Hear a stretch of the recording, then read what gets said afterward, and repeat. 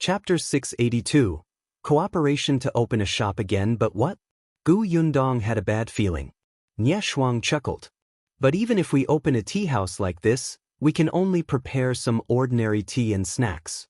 There's no such delicious pearl milk tea, such delicious dried fruits, and such delicious and fragrant snacks. What's the difference between that and an ordinary tea house? It won't attract customers at all. Yundong moved back. So, you want me to supply you? No, what's the point of supplying? Shuang moved closer to her. Let's work together to open a shop. Cooperation. Yundong fell into deep thought. Shuang nodded vigorously. That's right. Let's work together to open a shop. It'll offer money and effort, and you can come up with ideas. Let's earn money together. How about that? Madame Dai was unhappy. Everyone has a share. Don't forget about me. Shuang turned her head and said happily, It's even better if Auntie can participate. I only know some young ladies. Auntie knows those rich ladies. No one can compare to you in terms of connections. With Auntie around, our business will definitely become even more popular. She was a little excited just thinking about it. Shuang was only 15 years old, 2 months younger than Yundong. She was the eldest daughter of the Nye family and had been served by someone since she was young. At this age, she only ate, drank, and played. Occasionally she would read, write, and learn some zither, chess, calligraphy, and painting. However, it felt especially boring. It was as if her entire life had passed without any waves. When she was old enough to marry someone, she still repeated the same thing in the residence. She had heard about Yundong from Nyekong. She knew that Yundong had escaped from the famine. Eldest brother rarely praised people, let alone a little girl who was about his age. But eldest brother said that he admired Yundong. She could bring 3 family members from Yongning Prefecture to Xuanhe Prefecture at such a young age. Not only was she safe, but she also ensured that her family was unharmed. Even an adult man could not do that. At the very least, Nye Tsong could not guarantee that he could do this. At that time, Shuang really wanted to see Yundong. Later on, Yundong actually sent New Year's goods over, and they were white sugar that made her father's eyes light up. Shuang did not dare to imagine that a little girl who was a penniless refugee a few months ago would actually have such achievements in such a short period of time. She admired Yundong, especially. She heard from Aunt Ku that Yundong had come to the prefectural city to open a shop. Before Aunt Ku could explain her intentions, she insisted on coming over to take a look. Then she saw such a huge shop. Therefore, Shuang's heart began to stir. However, Yundong resisted the urge to roll her eyes. No, the two of you were so excited, but you didn't seem to have asked for my opinion. Shuang finally realized that she was too quiet.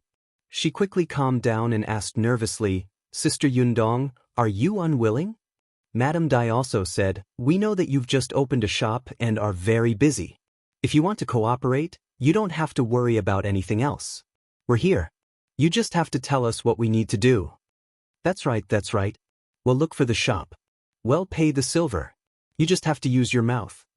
Madame Dai said, There's no need to specially look for the shop. I happen to have a shop there. The location is not bad and the environment is good. Coincidentally, it was vacated some time ago. Recently, I've been thinking about what business to do. Really?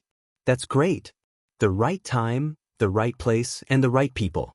It's the will of the heavens. Yundong was speechless. If you find any errors, ads pop up, ads redirect, broken links, non-standard content, etc., please let us know reports so we can fix it as soon as possible. Chapter 683. Misunderstanding. After speaking to Shuang, she turned to look at Yundong. Yundong's mouth twitched and she said, Actually, you can buy my recipe. When the time comes, before she could finish speaking, she saw Shuang shake her head so hard that the pearl hairpin on her head almost fell off. She said very seriously, No, you have to participate. Why not? Shuang did not speak, but Madame Dai, who was at the side, seemed to have read her mind. She could not help but cover her mouth and laugh. I know why. She doesn't have confidence in herself. She's afraid that she'll mess up the shop that she has worked so hard to open. Gu Yundong looked at Madame Dai. Don't we still have you? Madame Dai shrugged and said frankly, I can still be of some use to deal with those madams and young ladies, but am afraid I can't operate a shop. Otherwise, why do you think my shop is empty? Gu Yundong felt terrible. She did not need to care about anything else. Didn't they know that it was more tiring to use the brains? Shuang blinked and said pitifully, Sister Yundong, look, you just have to come up with an idea. Well, do whatever you say. When the time comes, you'll take 50% of the money we earn. How about that? Not so good. Why don't you take a look at how old you are? Why are you still acting cute like Yunka? Madame Dai was more rational. She analyzed the situation from the point of view. Yundong, actually, this won't do you any harm. Your business will only grow in the future and you'll get to know more and more people. When the time comes, the customers in our shop we're cooperating to run will all be your connections. It did make sense. If she opened an elegant and comfortable tea house, with the recommendation of Madame Dai and eldest Miss Nye, the people who went would be some women of high status. The prefecture magistrate was working for the emperor, and the Nye family had a close relationship with Aunt Ku. Speaking of which, Gu Yundong was the one who had taken advantage of them. Madame Dai and Ye Shuang looked at each other. Seeing that she did not say anything and was probably thinking about the feasibility, they immediately stopped talking. Since they were doing business, she had to know the pros and cons. Actually, when Madame Dai saw how cautious she was, she heaved a sigh of relief. If she was like Nye Shuang, whose eyes lit up the moment an idea popped up, she would not be at ease. After a long time, Gu Yundong heaved a sigh of relief. She met their eyes and said, All right, let's cooperate. But we still need to discuss the division of the profits. All right, you'll take 60%. Gu Yundong, no, wait. You've misunderstood me. She rubbed her forehead. I'm saying that 50% is too much. You said it yourself. You'll be responsible for the shop, the silver, and the hard work. It's also your job to attract customers. I'm just giving an idea. It's not appropriate for me to take so much. Yes, yes. Even Dai nodded. If you don't participate, we won't dare to open the shop even if we pay. However, Gu Yundong insisted on refusing. It might not be a problem in the early stages, but what about later? When the business became big and there was a conflict, her shares would be the primary problem. Moreover, there was no problem with Madame Dai and Ye Shuang now, but what would their families think if they knew? Besides, among the three of them, she was the weakest. Therefore, from the beginning, she should make it clear about the problem of the shares so that they would not fall out over such things in the future. If you find any errors, ads pop up, ads redirect, broken links, non-standard content, etc., please let us know reports so we can fix it as soon as possible. Chapter 684. Promoting the villagers. Seeing that she was determined, Madame Dai and Ye Shuang had no choice but to take a step back. Since the three of them were cooperating, it was naturally best to distribute them equally. However, it was not easy to divide, so Madame Dai, who had offered the shop, took up 40%. Gu Yundong and Ye Shuang each took 30%. Madame Dai did not agree. In the end, it was Gu Yundong who said that if anyone caused trouble in the shop in the future, only Madame Dai's identity could suppress it. Therefore, taking 40% meant that she was the most responsible. Madame Dai did not say anything, but she looked at Gu Yundong with admiration. This girl was so young, but she was very mature. No wonder she could go from a penniless refugee to her current achievements in such a short period of time. At this moment, she was especially confident that the shop that was about to open would definitely be popular. Since the decision was made, they had to discuss the details. However, Gu Yundong had just opened his shop today and was very busy. She did not have time to discuss it. Therefore, she could only make an appointment tomorrow. The Gus has just opened. I still have to come and keep an eye on it for at least the first 3 days. Where is Madame's shop? Let's go over tomorrow morning and discuss how to repair and decorate it. Madame Dai took a sip of milk tea and said, Since we're going to open a shop together, Yundong, you're treating me like an outsider if you call me Madame again. Gu Yundong laughed. Then it'll be like Nye Shuang and call you Auntie? That's good. Madame Dai was satisfied and said, All right, there's no hurry to open a new shop. Naturally, we have to wait for you to finish your business first. You'll get someone to clean up that shop first. It's a mess inside. Let's go over the day after tomorrow. Sure. Gu Yundong nodded. She suddenly thought of Feng Danning, who was still in the prefectural city, and asked, I wonder if Auntie has any familiar carpenters? There were definitely some, and those carpenters who could catch Madame Daoist were all capable and serious. Madame Dai looked at the house in front of her and thought of the counters and shelves under the house. They were really different from what she had seen in the past. She immediately understood. I'm not familiar with wood carpenters. I have to go back and ask our steward. However, I see that this house is well repaired. I wonder which master did the job. If it's possible, Xianxia nodded at the side. Yes, I also think that these tables and chairs are well done. Then master's carpentry skills are good. Let's hire him. Gu Yundong nodded. To tell you the truth, the carpentry work here was done by a master from my village. Our new house, the shop in the county city, and the shop in the prefectural city were all renovated by him. We've worked together so many times that we're already very familiar with each other. He can immediately understand what I want. I thought that if you don't have a suitable candidate, you'll recommend him. That's good. Madame Dai immediately agreed. Xianxia also nodded at the side. She knew nothing about this. In any case, if she was asked to pay, she would pay. If she had to work, she would work. She just had to be obedient. Gu Yundong said, then it's settled. I'll talk to Uncle Feng later. Madame Dai liked Gu Yundong even more.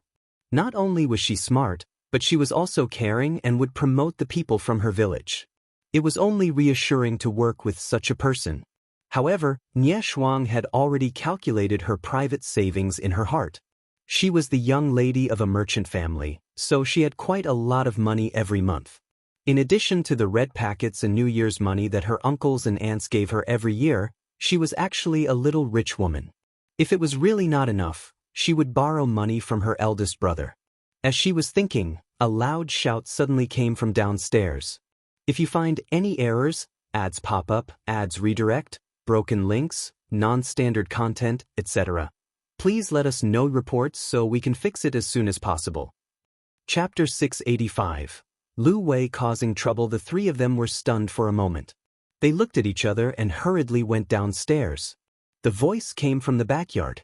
After the loud shout, there were waves of cheers. The three of them didn't understand.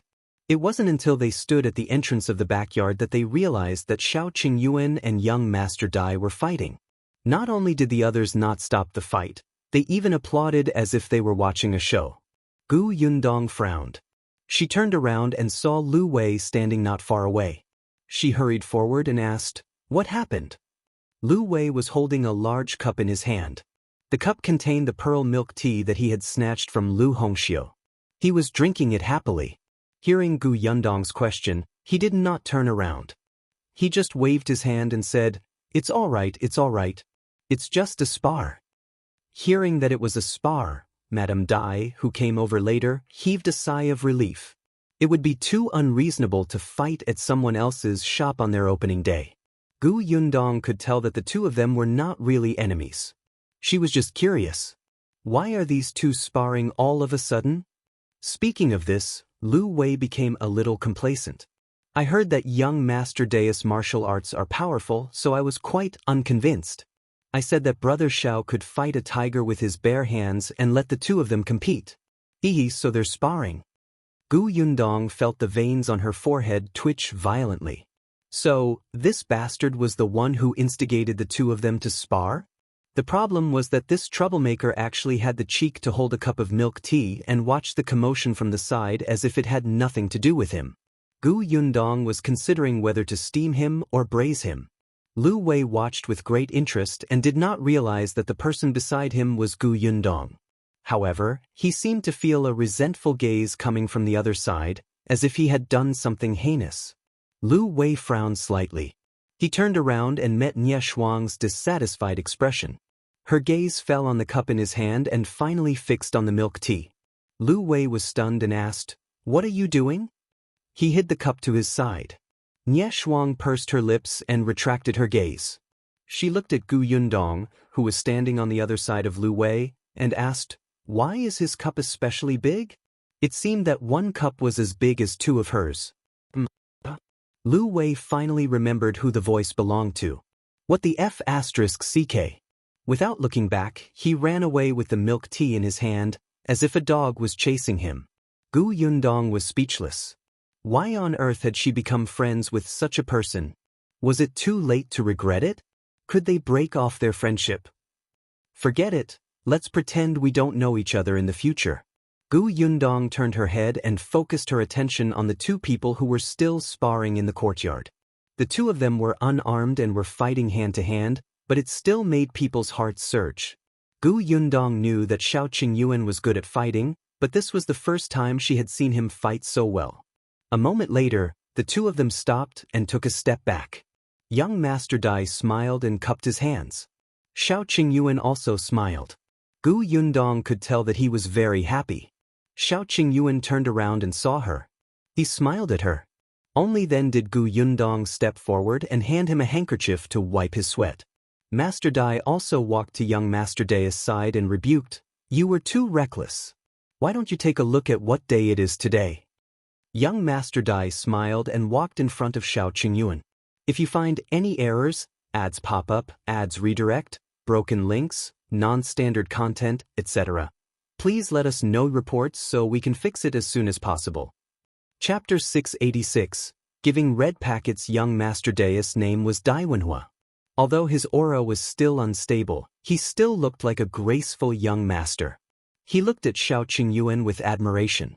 "Young Master Lu just said that you didn't specially learn this martial art from anyone?" Shao Qingyuan nodded. Dai Wenhua's eyes lit up even more. "Then you're really talented. There's a martial arts master in our residence who's very powerful. He used to be a famous figure in the martial arts world. Are you interested in getting him to give you some pointers?" Shao Qingyuan thought for a moment and glanced at Gu Yundong before nodding. "Thank you. What are you thanking me for? I was especially thrilled today. David was really happy. I heard that you're good at hunting. Let's go hunting together next time.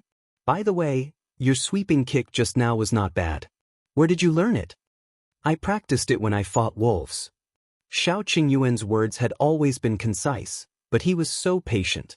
He must have appreciated Dai Wenhua. Gu Yundong did not disturb them anymore. She shook her head and stood beside Madame Dai again. Seeing that it was getting late, Madame Dai decided to take her leave. The others stood up to leave. Gu Yundong had originally wanted to ask them to stay for lunch, but everyone was only here to congratulate them on her grand opening. Besides, they had actually eaten a lot this morning and were a little full now. Hence, they left resolutely. Gu Yundong gave each of them canned white sugar as a return gift. As for those who wanted to buy something else, Gu Yundong asked someone to pack them up. In the end, she even brought back 2 pots of pearl milk tea for Madame Dai and Shuang. Only Dai Wenhua didn't leave. He was with Shao Qingyuan and the two of them chatted for a long time. Gu Yundong could occasionally hear them fighting. She couldn't tell that Dai Wenhua was actually a martial arts fanatic. On the first day of Gus opening, business was booming. After closing at night, when everyone took the account books to settle the accounts, they realized that they had earned a total of 1,800 taels. Compared to when she was in Fengkai County, her profits had doubled. Gu Yundong felt a little emotional. This prefectural city was a prefectural city after all. There were just too many rich people. However, this was only the first day. It would definitely descend later. Moreover, because of the activity, many people did not want to let go of this opportunity. There were many people. After a busy day, they were clearly very tired, but everyone was very excited. Gu Yundong was elated. She gave everybody red packets. Even little Yunka got one. The little girl was a little surprised.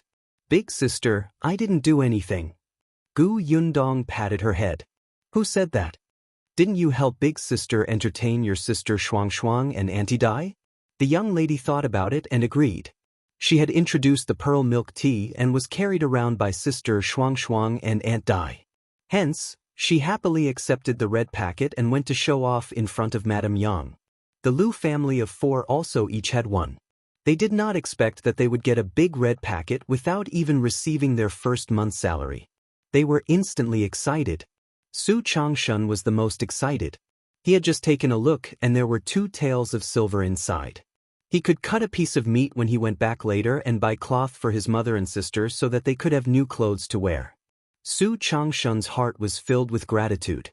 His grip on the red packet tightened slightly, and his eyes burned. Lu Wei was very unhappy because he didn't have a red packet.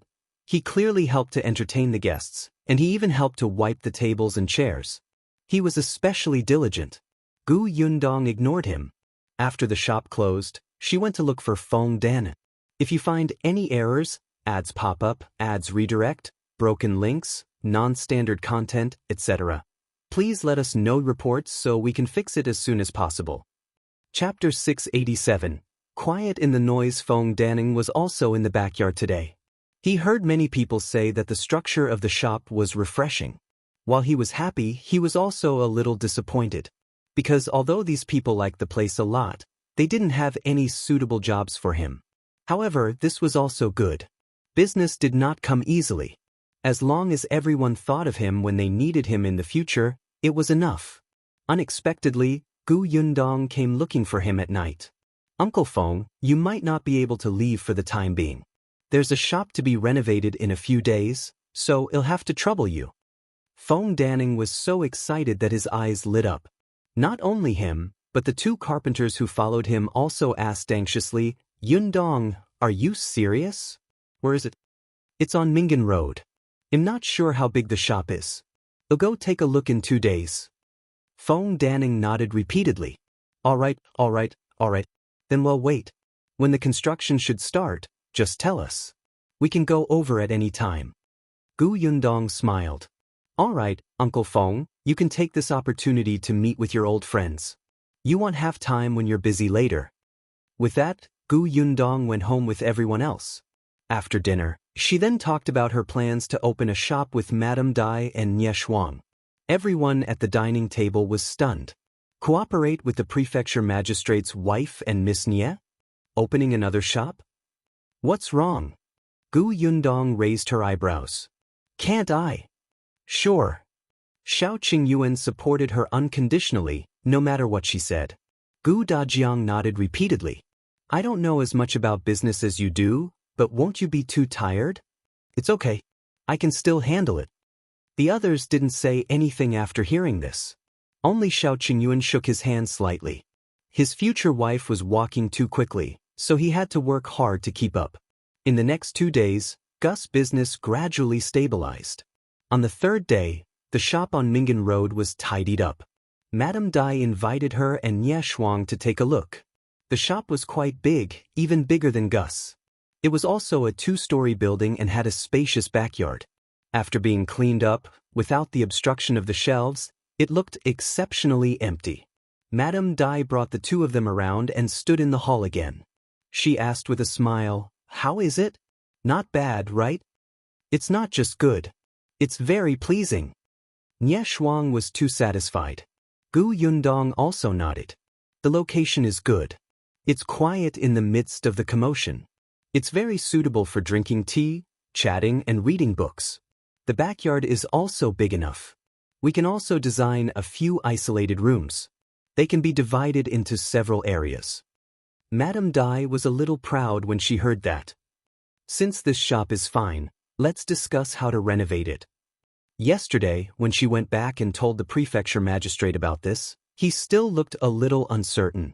Madame Dai couldn't wait to achieve results for him to see. Gu Yundong took out a piece of paper and a charcoal pen from his sling bag. Yes, let's discuss it first. I'll draw all my opinions and see how the effect is. As they spoke, they moved to the courtyard. There were stone tables and stools there, just enough for them to rest. I'll go first. Nie Shuang was very excited and sat on the stone bench first.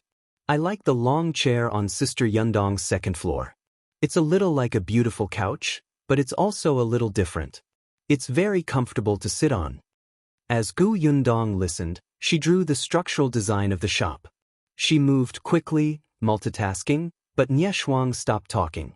If you find any errors, ads pop up, ads redirect, broken links, non-standard content, etc., please let us know reports so we can fix it as soon as possible.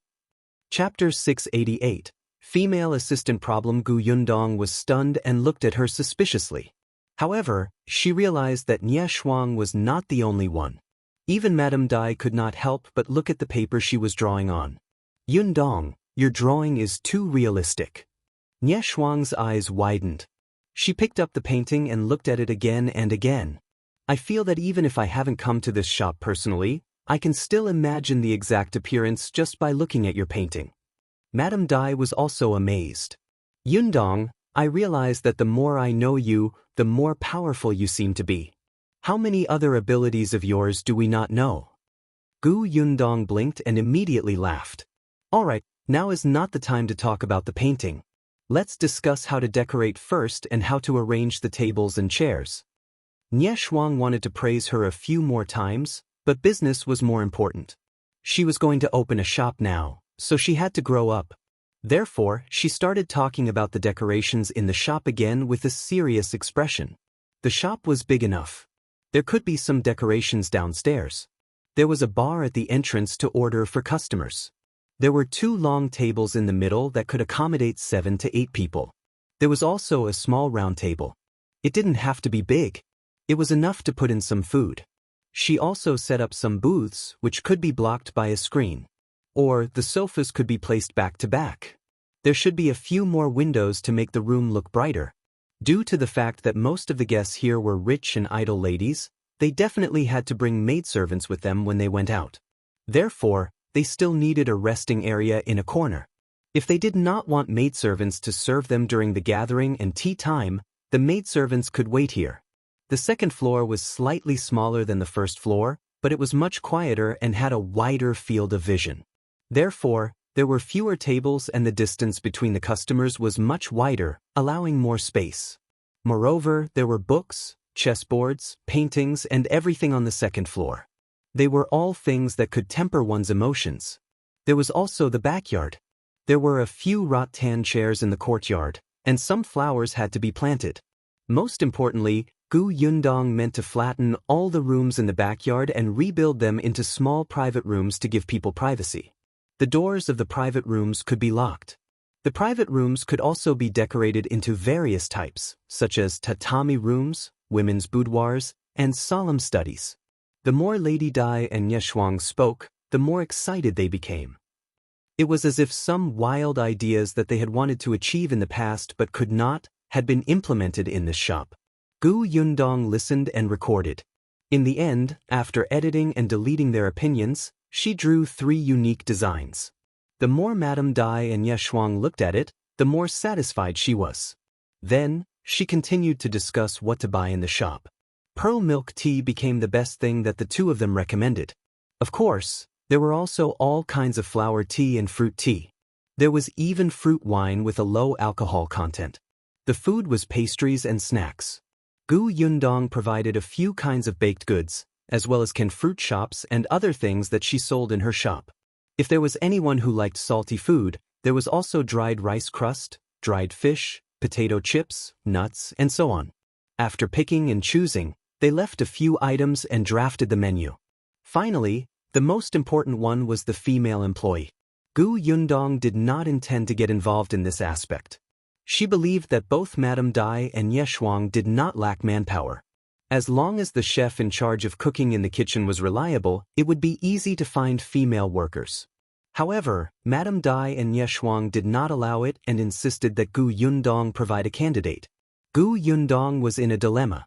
She was short of people. If you find any errors, ads pop up, ads redirect, broken links, non-standard content, etc., please let us know reports so we can fix it as soon as possible. Chapter 689. She's engaged. Gu Yundong felt that she was always short of people. Every time she opened a new shop or bought a new house, she would have a headache. However, Madame Dai and Nie Shuang were very insistent. Since it was a 3-person shop, Gu Yundong's candidate was naturally needed. Moreover, Gu Yundong was the backbone of the 3 of them. If she arranged for people to work here, she would understand the situation in the shop more directly. If anything was missing or there might be a problem, she could understand and adjust it immediately. It could not be better. Gu Yundong was speechless. Didn't they say that they would do everything? This was different from what they had agreed on. She felt like she had boarded a pirate ship. Shuang chuckled. Sister Yundong, this is what it means for the capable to do more work. Gu Yundong smiled insincerely. No, I'm incapable. Madame Dai was speechless. Although Gu Yundong had a headache, she still agreed to go back and consider the candidates carefully. Madame Dai had said that she had to hire at least one person. One person. On the way back, Gu Yundong leaned against the carriage wall and sighed. If it's just one, Lan Huar will do.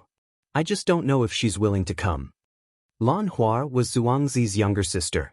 She was doing some chores at home, and she was very smart and good-looking. She was quite suitable.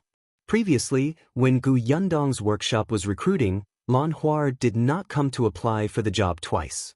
She had inadvertently asked once, and Lan Huar said that there was a lot of work at home. If she went to the workshop to work, her parents would be too busy. After all, the Shi couple still had to help her manage the 30 acres of orchard. But now that the Shi couple had found someone to help them work in the village, it was much easier. Furthermore, Zhuangzi would be coming to the prefectural city soon, so the siblings would accompany each other. Yes, I'll ask Lan Huar later. Tong Shuetao looked like she wanted to say something but hesitated. After a while, she said softly, Miss, I'm afraid Lan Huar won't come. Oh, how did you know? Gu Yundong was a little surprised. Tong Shuetao said, a few days ago, my father delivered goods over. When we were chatting, he unintentionally mentioned that Lan Huar is getting engaged. She had interacted with Lan Huar a few times, and the two of them slowly became familiar with each other, so she asked about her. Gu Yundong was stunned. Engaged? With whom? It's Zhang Bao. Zhang Bao?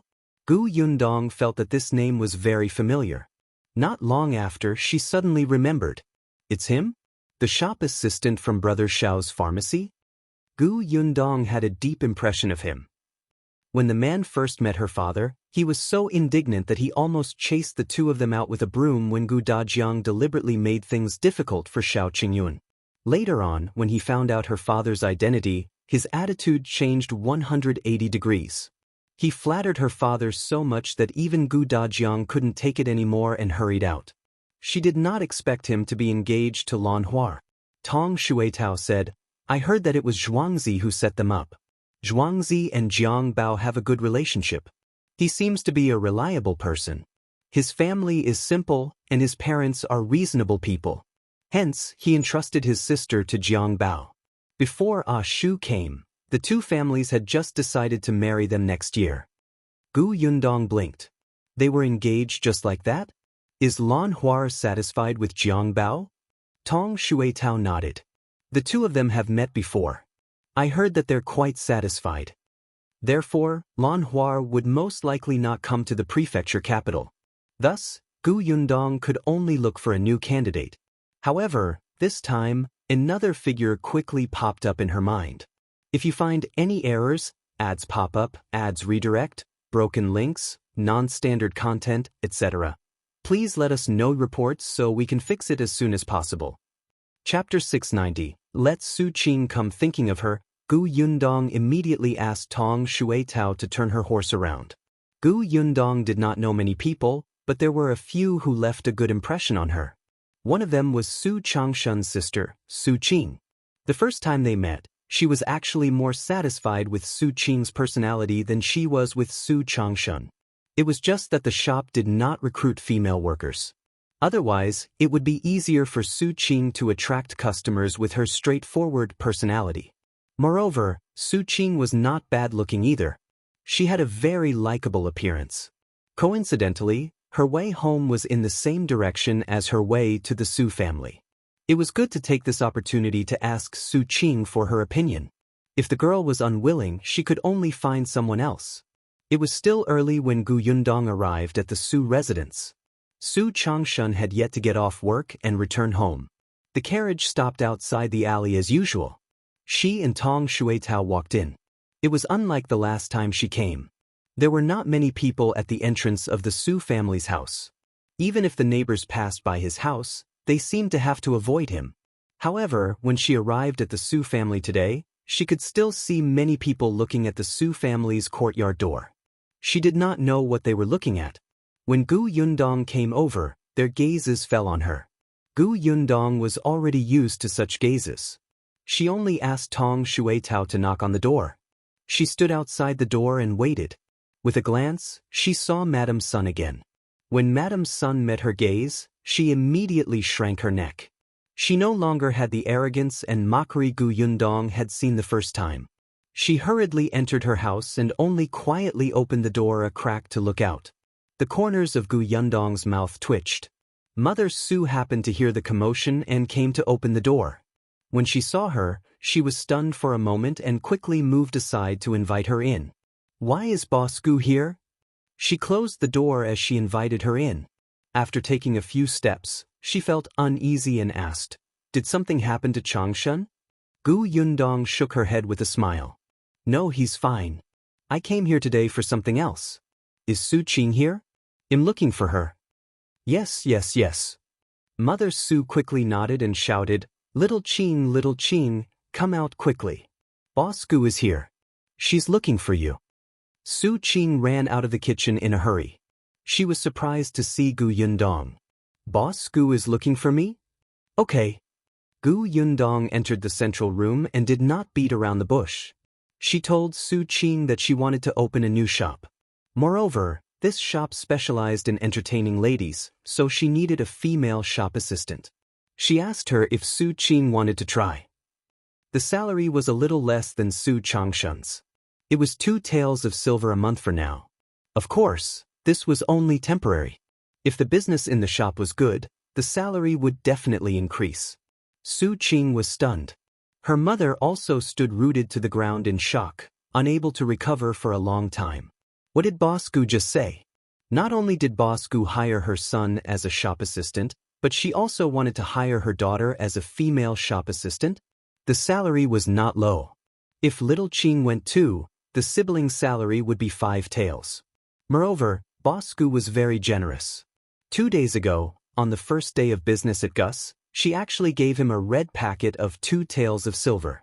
Su Qing felt her throat go dry. After a while, she asked uncertainly, "Boss Gu, are you really looking for me to be a shop assistant? Are you looking for me, Su Qing?" Gu Yundong was amused by her. "I'm looking for you, of course. Is there a second Su Qing here? Don't you want to go?" "Yes, I do. Since you want to go, I have a few more questions to tell you. If you find any errors, ads pop up, ads redirect, broken links, non-standard content, etc., please let us know reports so we can fix it as soon as possible." Chapter 691. Exalted. Su Qing immediately swallowed her saliva. She felt that the next step was the main point. Gu Yundong's expression became more serious. "I won't hide it from you. This shop doesn't belong to me alone. I opened it with 2 other people. One of them is Madame Daoist's wife, and the other is the eldest daughter of the Nye family." Mother Su was speechless. Su Qing? Madame Dai? Eldest Miss Nye? They felt that there was something wrong with their ears. Although they had long heard from Su Changshan that Madame Dai and Miss Nye had visited to celebrate the opening of Gus, they had never thought that these 2 people would actually cooperate with Boss Gu to open a shop. How capable was this Boss Gu? "You didn't hear wrongly. It's indeed them," Gu Yundong said. "So, you're not the only one working in the shop. There are also people hired by Madame Dai and Miss Nye. And you're the only one I have." Su Qing's expression instantly turned solemn, as if she felt a huge responsibility. Gu Yundong smiled when she saw this. "There's no need to be so nervous. I'm telling you this to make you fully aware of the situation. Mr. Dai and Miss Nye are easy to get along with. They won't make things difficult for you, but I don't know the people under them. I don't know their attitudes either. You have to adjust your relationship with them. But I hope you understand that even if they're Madame Dai and Miss Nye's people, you are not inferior to them. There's no need to curry favor and bow down to them, but you have to grasp a balance. If they bully you, you don't have to hold it in. You have to counterattack when it's time, understand?" I don't want my people to be cowards.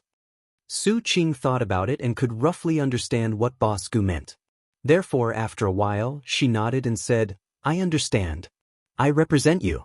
If I'm too strong-willed, it'll make things difficult for you, but if I'm too cowardly, it'll make others look down on you. Miss, don't worry. I won't be bullied, but I won't be inflexible either. Gu Yundong raised her eyebrows. This girl was a perceptive person. Actually, in the beginning, she wanted to look for Lan Huar because she was smart. Perhaps she was still a little girl who lived in the countryside and did not have enough knowledge, but as long as she was nurtured well, she would have no problem at all. But now that she saw Su Qing like this, she felt that perhaps she was more suitable. Since you understand your situation, are you still willing to be this assistant? Su Qing nodded vigorously. I'm willing. Thank you for giving me this opportunity. I won't let you down. Gu Yundong stood up. All right, since you're willing, you can come over tomorrow. Stay by my side for a few days. It'll teach you some communication skills. Gu Yundong felt that she had to let Su Qing understand her personality and her position so that she could get along better with Madame Dai and the rest. Su Qing was very happy and nodded repeatedly. Yes. Seeing that it was getting late, Gu Yundong gave her a few more instructions before turning to leave. Su Qing sent them all the way to the door and watched them disappear into the alley. Then, she turned around in a daze and planned to close the courtyard door. However, the neighbors who had been waiting outside immediately rushed forward and asked, Hey, Su Qing, who is that girl? What is she doing at your house? Before Su Qing could answer, Mother Su had already arrived. Looking at these neighbors who were smiling ingratiatingly, she felt a little proud. If you find any errors, ads pop up, ads redirect, broken links, non-standard content, etc., please let us know reports so we can fix it as soon as possible. Chapter 692, Madame Dai is speechless. That's the owner of the shop where Changshan works. She came to look for our little Qing and gave her a job. After Mother Su finished speaking, before they could react, she slammed the courtyard door shut. Everyone else was stunned. What? Not only did this boss find Su Changshan to be a shop assistant in such a big shop, but she also gave Su Qing a job? How did the Su family suddenly get so lucky? Wasn't this a little too good? Everyone felt a little emotional for a moment, but they were also more determined to build a good relationship with the Su family. Perhaps in the future, this boss would have more jobs. It would be good to get the Su family to help introduce them. However, they didn't know that Mother Su already had other plans. After closing the courtyard door to block the gazes of those who were watching the commotion, Mother Su pulled Su Qing, who was still in a daze, into the central room. She sat on a chair and said, Little Qing, there's something we need to discuss. What is it? Su Qing finally came back to her senses when she heard her mother's serious voice. Mother Su said, Shall we move? Move? Su Qing was surprised. Yes, I've said it before. When we have money in the future, we'll find a new place to live. Although we don't have much money now, we can rent a courtyard elsewhere. Mother Su had been thinking about this problem for a long time. Besides, your brother's shop is on Dahui Road. The shop you'll go to in the future is on Mingan Road. They're too far from home. Your brother is fine. I'm not worried about him, but I'm worried about you commuting so far every day. We can rent a house near Mingan Road. Although the rent there is a little expensive, we can rent this house out. In addition, you and your brother have a salary every month. It won't be a problem to rent a small courtyard. Su Qing thought about it and felt that it was feasible. However, this matter would have to wait until Su Changshan returned before they discussed it together. Su Changshan naturally had no objections. If his shop was too busy and he worked late, he could still stay in the backyard behind the shop. However, Su Qing was different. According to Boss Gu, although her shop had a place for the night watch to rest, it was not suitable to spend the night alone. Still, the next day, Su Qing had to follow Gu Yundong to work. Su Changshan also had to work, so only Mother Su went to look for a house. Su Qing only told her not to work too hard. There was no hurry. After all, the new shop would not open for a while. There was plenty of time. Then, she put on her new clothes and ran to the Gu family's waiter early in the morning to wait at the door. When Gu Yundong went out, she saw that she seemed to have been waiting for a long time. She was stunned. "Why didn't you knock and come in?" Su Qing smiled in embarrassment. "I just got here too." Gu Yundong did not say anything else and brought her and Tong Shuitao to the shop on Mingan Road. There were already a few people standing outside the shop. They were Feng Danning and the two carpenters. They had been standing here for a long time. They had circled around the shop previously and roughly knew how big it was, so their faces flashed with excitement. When they saw Gu Yundong, the three of them immediately went up to him. Not long after, Madame Dai and Ye Shuang's carriage stopped at the entrance of the shop. After they came down, Gu Yundong turned around and introduced them to Feng Danning and the other two, as well as Su Qing. Looking at Su Qing, Madame Dai and Ye Shuang were speechless. If you find any errors, ads pop up, ads redirect, broken links, non-standard content, etc., please let us know reports so we can fix it as soon as possible. Chapter 693. Su Qing's conduct. Although they had said that she should at least arrange for one employee, they did not expect Gu Yundong to really only find one person. However, since things had come to this, the two of them could not say anything else. The group first entered the shop to discuss the renovations. Feng Danning and the other two walked 2 rounds inside. After looking at the blueprint that Gu Yundong had given them and the range that needed to be renovated, their 6 eyes could not help but flash with a scorching light. However, he still explained in advance, the entire backyard has to be rebuilt, so it might take a long time. "That doesn't matter," Madame Dai said. "The most important thing is to do the job well. I'd rather spend more time to do it meticulously. The room has to be sturdy, and the materials can't be perfunctory." "Madam, don't worry. We will definitely do our best." Madame Dai believed in Gu Yundong's recommendation. Next, it was time to discuss the details. Gu Yundong and Feng Danning had worked together several times, so there were some things that he could understand without her having to explain in detail. He would even suggest some unreasonable points.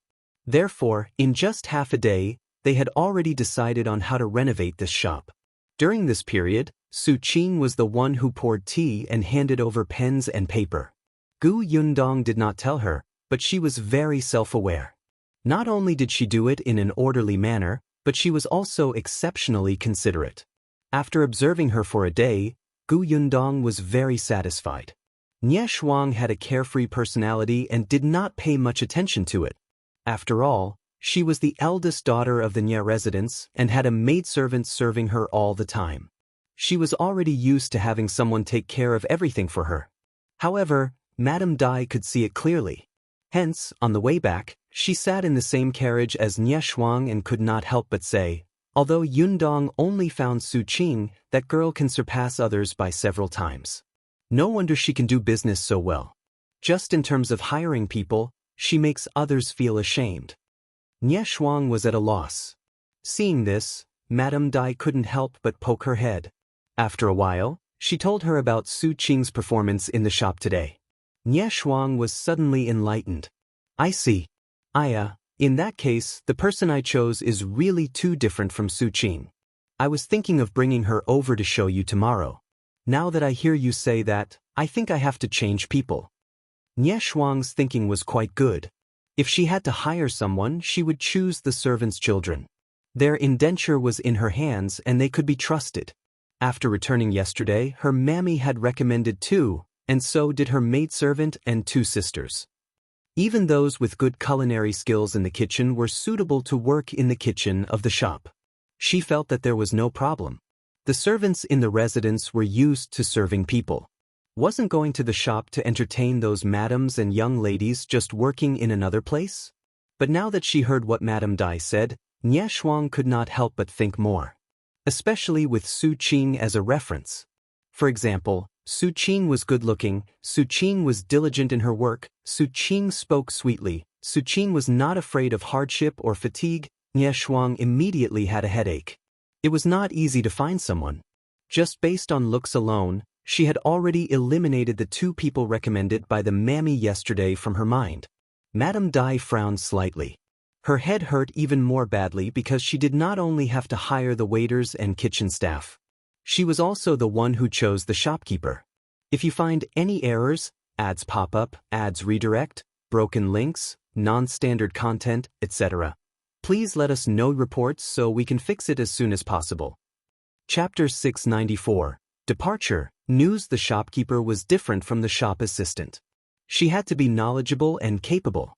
When she saw those madams and young ladies, she had to be neither servile nor overbearing. In this huge prefectural city, madam and madam had conflicts. Young miss and young miss disliked each other a lot. If they happened to meet in the shop, as the shopkeeper, she had to at least have the ability to mediate. At the same time, she had to have management skills, literacy, and etiquette. Most importantly, unlike the male shopkeepers in ordinary shops, there were too few experienced female shopkeepers. At the very least, there was none in the shops under Madame Daoist's own name. Sigh, my head hurts. Gu Yundong also knew that the two of them were having a headache. After all, she had deliberately brought Su Qing over today. She more or less understood what the criteria for workers were for Madame Dai and Yeshuang. It was obvious that they would definitely choose someone close to them. Even Gu Yundong herself would subconsciously choose someone she had a good relationship with. However, although the people close to him were trustworthy, it still depended on whether they were suitable. Gu Yundong had taken a share of this shop. If she wanted to do it, she had to do it well.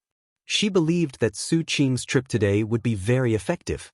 Gu Yundong sent Su Qing to the entrance of her alley before bringing Tong Shuitao home. When she entered, Shao Qingyuan happened to be at home. At this moment, he was sitting in the central room and standing in front of Zhu, as if he was talking to him. When Gu Yundong approached, Zhu finished speaking. However, Shao Qingyuan frowned slightly. Gu Yundong was puzzled. What's wrong? What happened? When Shao Qingyuan saw her, his expression instantly improved. He only said, "There's something going on at the manor. I'm afraid I'll have to go over tomorrow and will only be back in a few days." Manor. Gu Yundong remembered that Shao Qingyuan had bought a manor not far from the Xuanhe prefecture. Although it was not very big, the title deed was given to her. It seemed that ever since Shao Qingyuan bought this manor, he had never gone there again. What happened? Is it very troublesome? Shao Qingyuan shook his head. It's not troublesome. It's just that there are some things that I need to confirm personally. I originally wanted to bring you along to take a look when you're done here. In any case, it's not far from the Xuanhe prefecture. There are plenty of opportunities. Shao Qingyuan nodded. I'll leave tomorrow morning. As he spoke, he glanced at Tong Shuitao and Zhu. Before Tong Shuitao could react, Zhu cleverly pulled her out. There was no one in the central room. Shao Qingyuan held Gu Yundong's hand and said in a low voice, "They'll be back in 2 days at most. You have a lot of things to do, but you have to take care of your health. Don't tire yourself out." Gu Yundong felt her hand being wrapped by his broad and warm hand, and her entire body became warm. She pursed her lips. "I know." After a pause, she looked up and said seriously, "If you encounter anything troublesome, you must tell me." Shao Qingyuan smiled. "Yes, I've always listened to you." Gu Yundong glared at him. The next morning, Shao Qingyuan indeed left the Xuanhe prefecture with Zhu. Gu Yundong woke up early and did not see him. She sighed and brought Su Qing to the shop. Today, Madame Dai would bring the chef for the kitchen. Gu Yundong had to teach them how to make pearl milk tea.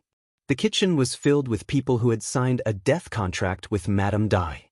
They would not easily leak the formula. Gu Yundong taught them very carefully. She was really tired after a whole day. However, when she went to Gus's shop to patrol as usual at night, Tong Ping and Chen Jinbao, who came to deliver the goods for the second time, brought her a message. If you find any errors, ads pop up, ads redirect, broken links, non-standard content, etc., please let us know reports so we can fix it as soon as possible. Chapter 695. Inventory Emergency. The goods sold too quickly in the prefecture capital. There was still a lot of stock in the workshop, but now, more than half of them are gone. Tong Ping showed the inventory list to Gu Yundong. Ever since the shop opened in the prefectural city, the workshop has not rested, but the stock in the warehouse is still decreasing. In other words, they were short of manpower. Gu Yundong also knew that there were many rich people in the prefecture capital. Their purchasing power was too shocking. Although she had limited their purchases, it was useless. There were even people who protested.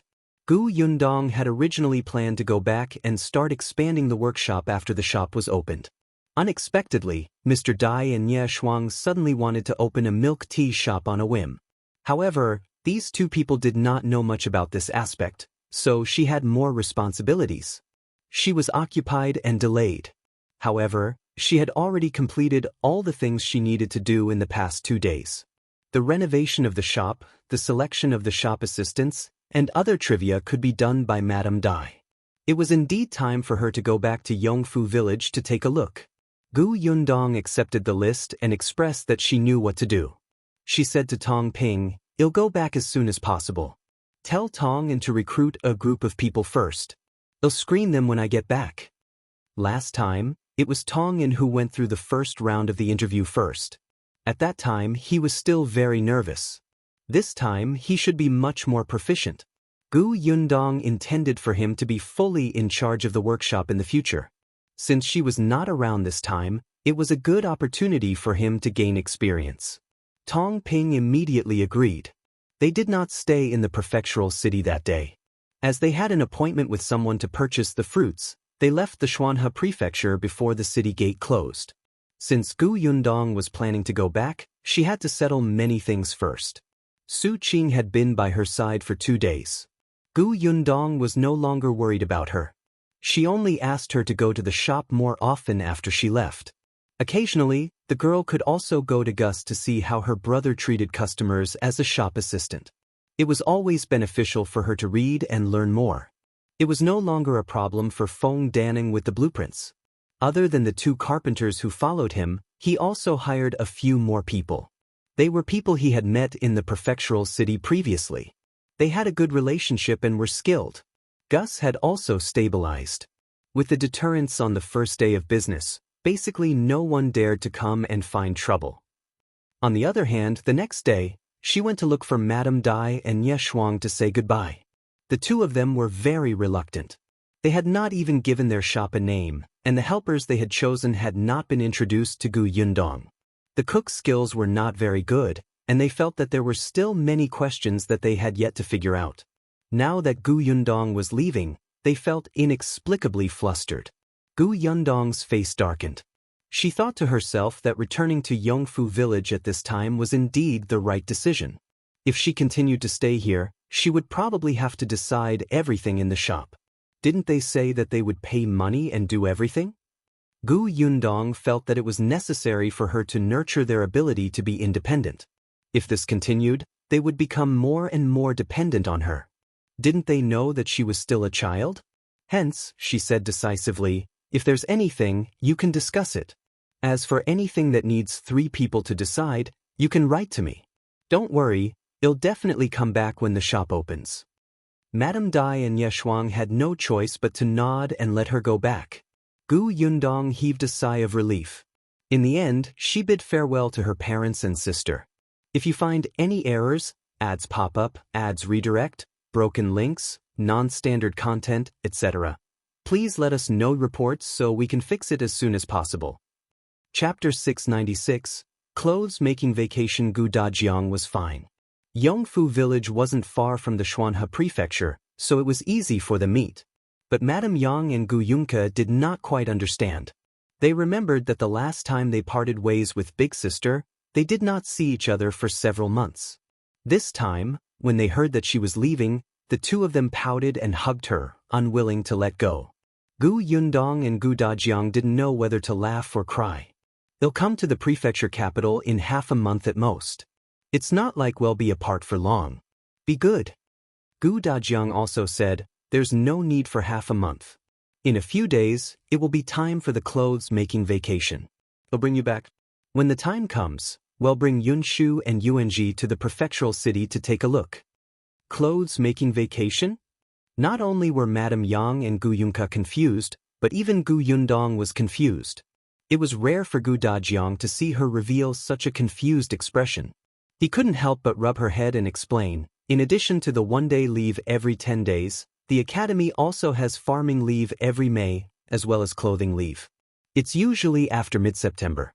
Farming leave and clothing leave are both a month. Gu Yundong was enlightened. It turned out that there was winter and summer vacation at this time. Gu Dajiang said, however, the holidays aren't long. Students whose homes are too far away usually won't go back. Our family is close and the round trip isn't long. It's not a problem for us to return to the village. However, I originally thought that since I had just entered the school, I needed to study harder in the academy. I'll just take the clothes-making vacation for 10 days. In any case, Yunshu and Yuanji can come over during the holidays. Our family can still reunite. Now that I think about it, it's not enough. After all, not all of Yundong's matters were in the prefectural city. Gu Yundong understood. Gu Yundong would not give any more opinions on matters related to studies. Anyway, her father knew what he was doing and he could decide how much rest he wanted. She just turned around and said to Madame Yang and Gu Yunke, "You heard him. It's just a few days later. When the time comes, not only will you be able to see me, but you will also be able to see Yunshu and Yuanji." Only then did Madame Yang and Yunke let go of her, but they had already begun to count the days seriously. After everything was settled, Gu Yundong took Tong Shuetao and drove the carriage towards the city gate. Tong Shuetao pulled the reins and asked, "Miss, since we're going to meet in a few days, why don't we just bring Madam and second Miss back to Yongfu village?" Gu Yundong leaned against the wall of the carriage and looked at the bustling crowd at the city gate. Many people were queuing up to leave the city with carrying poles and things. Upon hearing this, she smiled and said, "Didn't you see my father's gaze? It's as if I'm the evil person who broke up Mother and Kiki. I can't afford to offend him. It's better to let father take care of them himself." Perhaps because he had been separated from his family for so long last year, Gu Dajiang especially cherished the time he had with his family. Gu Yundong had long discovered this.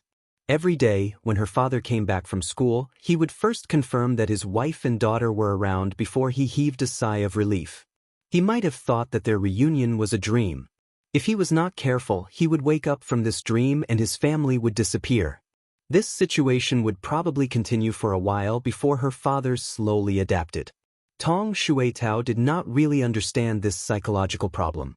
In any case, she would listen to Mississippi. The carriage left the city gate. Seeing that the road ahead was wider, Tong Shuetao was about to speed up. Unexpectedly, just as the reins were raised and before she could shake them, she heard Gu Yundong suddenly say, "Wait." Tong Shuetao was puzzled. "What's wrong, miss? If you find any errors, ads pop up, ads redirect, broken links, non-standard content, etc., please let us know reports so we can fix it as soon as possible." Chapter 697. Evil Dogs, Stay Away. Gu Yundong lifted the curtain of the carriage and looked outside. She asked, "Do you know the location of the manor that Brother Shao bought?" "I know." She had already asked her father about this. Gu Yundong paused and said, "Let's go to the manor to take a look." Tong Shuetao was puzzled, but her hands deftly turned the horse and drove in the direction of the manor. Gu Yundong recalled what Shao Qingyuan had said before he left. There seemed to be something going on in the manor. She was curious and decided to take a look. Tong Shuetao happened to know the location. In any case, she was not in a hurry to return to Yongfu village. She was actually very curious. Her father had been to the manor, but she had never been there. This was the betrothal gift that the future husband would give to his wife. As the young miss, she naturally had to announce her identity. Thinking of this, Tong Shuetao was slightly excited, and the speed of the carriage increased. Gu Yundong, who was admiring the scenery outside, the manor was indeed not far away. Gu Yundong saw the things planted in the fields from a distance. Shao Qingyuan had said that a portion of the land was originally used to grow fruits. Later on, after he bought it, it just so happened that after the farming season, the fields that planted food had already harvested. He instructed them not to plant food, but to plant fruit trees and medicinal herbs. Many tenants were unwilling, but Shao Qingyuan had always been decisive. If they didn't agree, he wouldn't rent it to these tenants. Originally, when the farmstead changed owners, the previous contract between the tenants and the original owners had already been broken. Even if Shao Qingyuan replaced all of them, no one would dare to say anything. Only then did the tenants not dare to say anything. Later on, when they heard Shao Qingyuan say that he would buy all the fruits and herbs they planted and that the price was not low, they were relieved and began to plant them. Gu Yundong looked at the fields and saw all kinds of fruit trees. Some fruit trees must have been transplanted from other places. The trunks were tall. Some fruit trees were originally planted here, and they were already filled with fruits. Some of them had just been planted, and only tree saplings that were half the height of a person appeared. However, it could be seen that they were all well taken care of. Most of these fruit trees were in the periphery, and the medicinal herbs were inside. It seemed that they were surrounded and protected by these fruit trees. There was a fence around the fruit trees, which was similar to the orchard in Yongfu village. The carriage got closer and closer. Just as they were about to see the shadow of the manor, a series of barks suddenly entered their ears. Tong Shuitao was shocked. She instinctively pulled the reins tightly, and the carriage suddenly stopped. In the blink of an eye, the barking of the dog was right in front of him. What made people's hearts skip a beat was the sound of barking continued. It was obvious that it was not one dog. Sure enough, in the next moment, 3 tall and fierce dogs rushed out from 3 directions and surrounded the carriage. Tong Shuitao, F*ck, this dog even knew how to outflank? The 3 dogs did not approach her either. They stood 2 meters away from the carriage and looked at them covetously, but their eyes were fierce and ready to attack. It was as if as long as Tong Shuitao made any movement, they would pounce forward in the next moment and tear her into pieces. Fortunately, Tong Shuitao was strong and good at martial arts. She had also entered the mountains and met wild boars before. She was not afraid of dogs. She even glared at them one by one and sneered. "Evil dogs, stay away. Otherwise, I won't be polite. If you find any errors, ads pop up, ads redirect, broken links, non-standard content, etc. Please let us know reports so we can fix it as soon as possible." Chapter 698. They are very cute. She had just finished speaking when Gu Yundong slapped the back of her head. What evil dogs? The 3 dogs are clearly guarding this herb orchard loyally. They're loyal. Don't scare them. I scare them? Miss, did you get the wrong person? Not only her, but a young man who had just run over from behind almost fell to the ground when he heard this. Gu Yundong heard the commotion and looked up to the side. He saw a 20-year-old youth walking over with sweat all over his face. The 3 dogs should be under his control. After he came over, they quietened down and stopped barking fiercely. The young man walked to the front of the carriage and looked up at them. He asked, "May I ask who you are? What are you doing here?" Gu Yundong was still thinking about how to introduce herself when she heard Tong Shuitao jump down from the carriage and say, "My miss is the new master of this manor. Naturally, she's here to inspect the manor."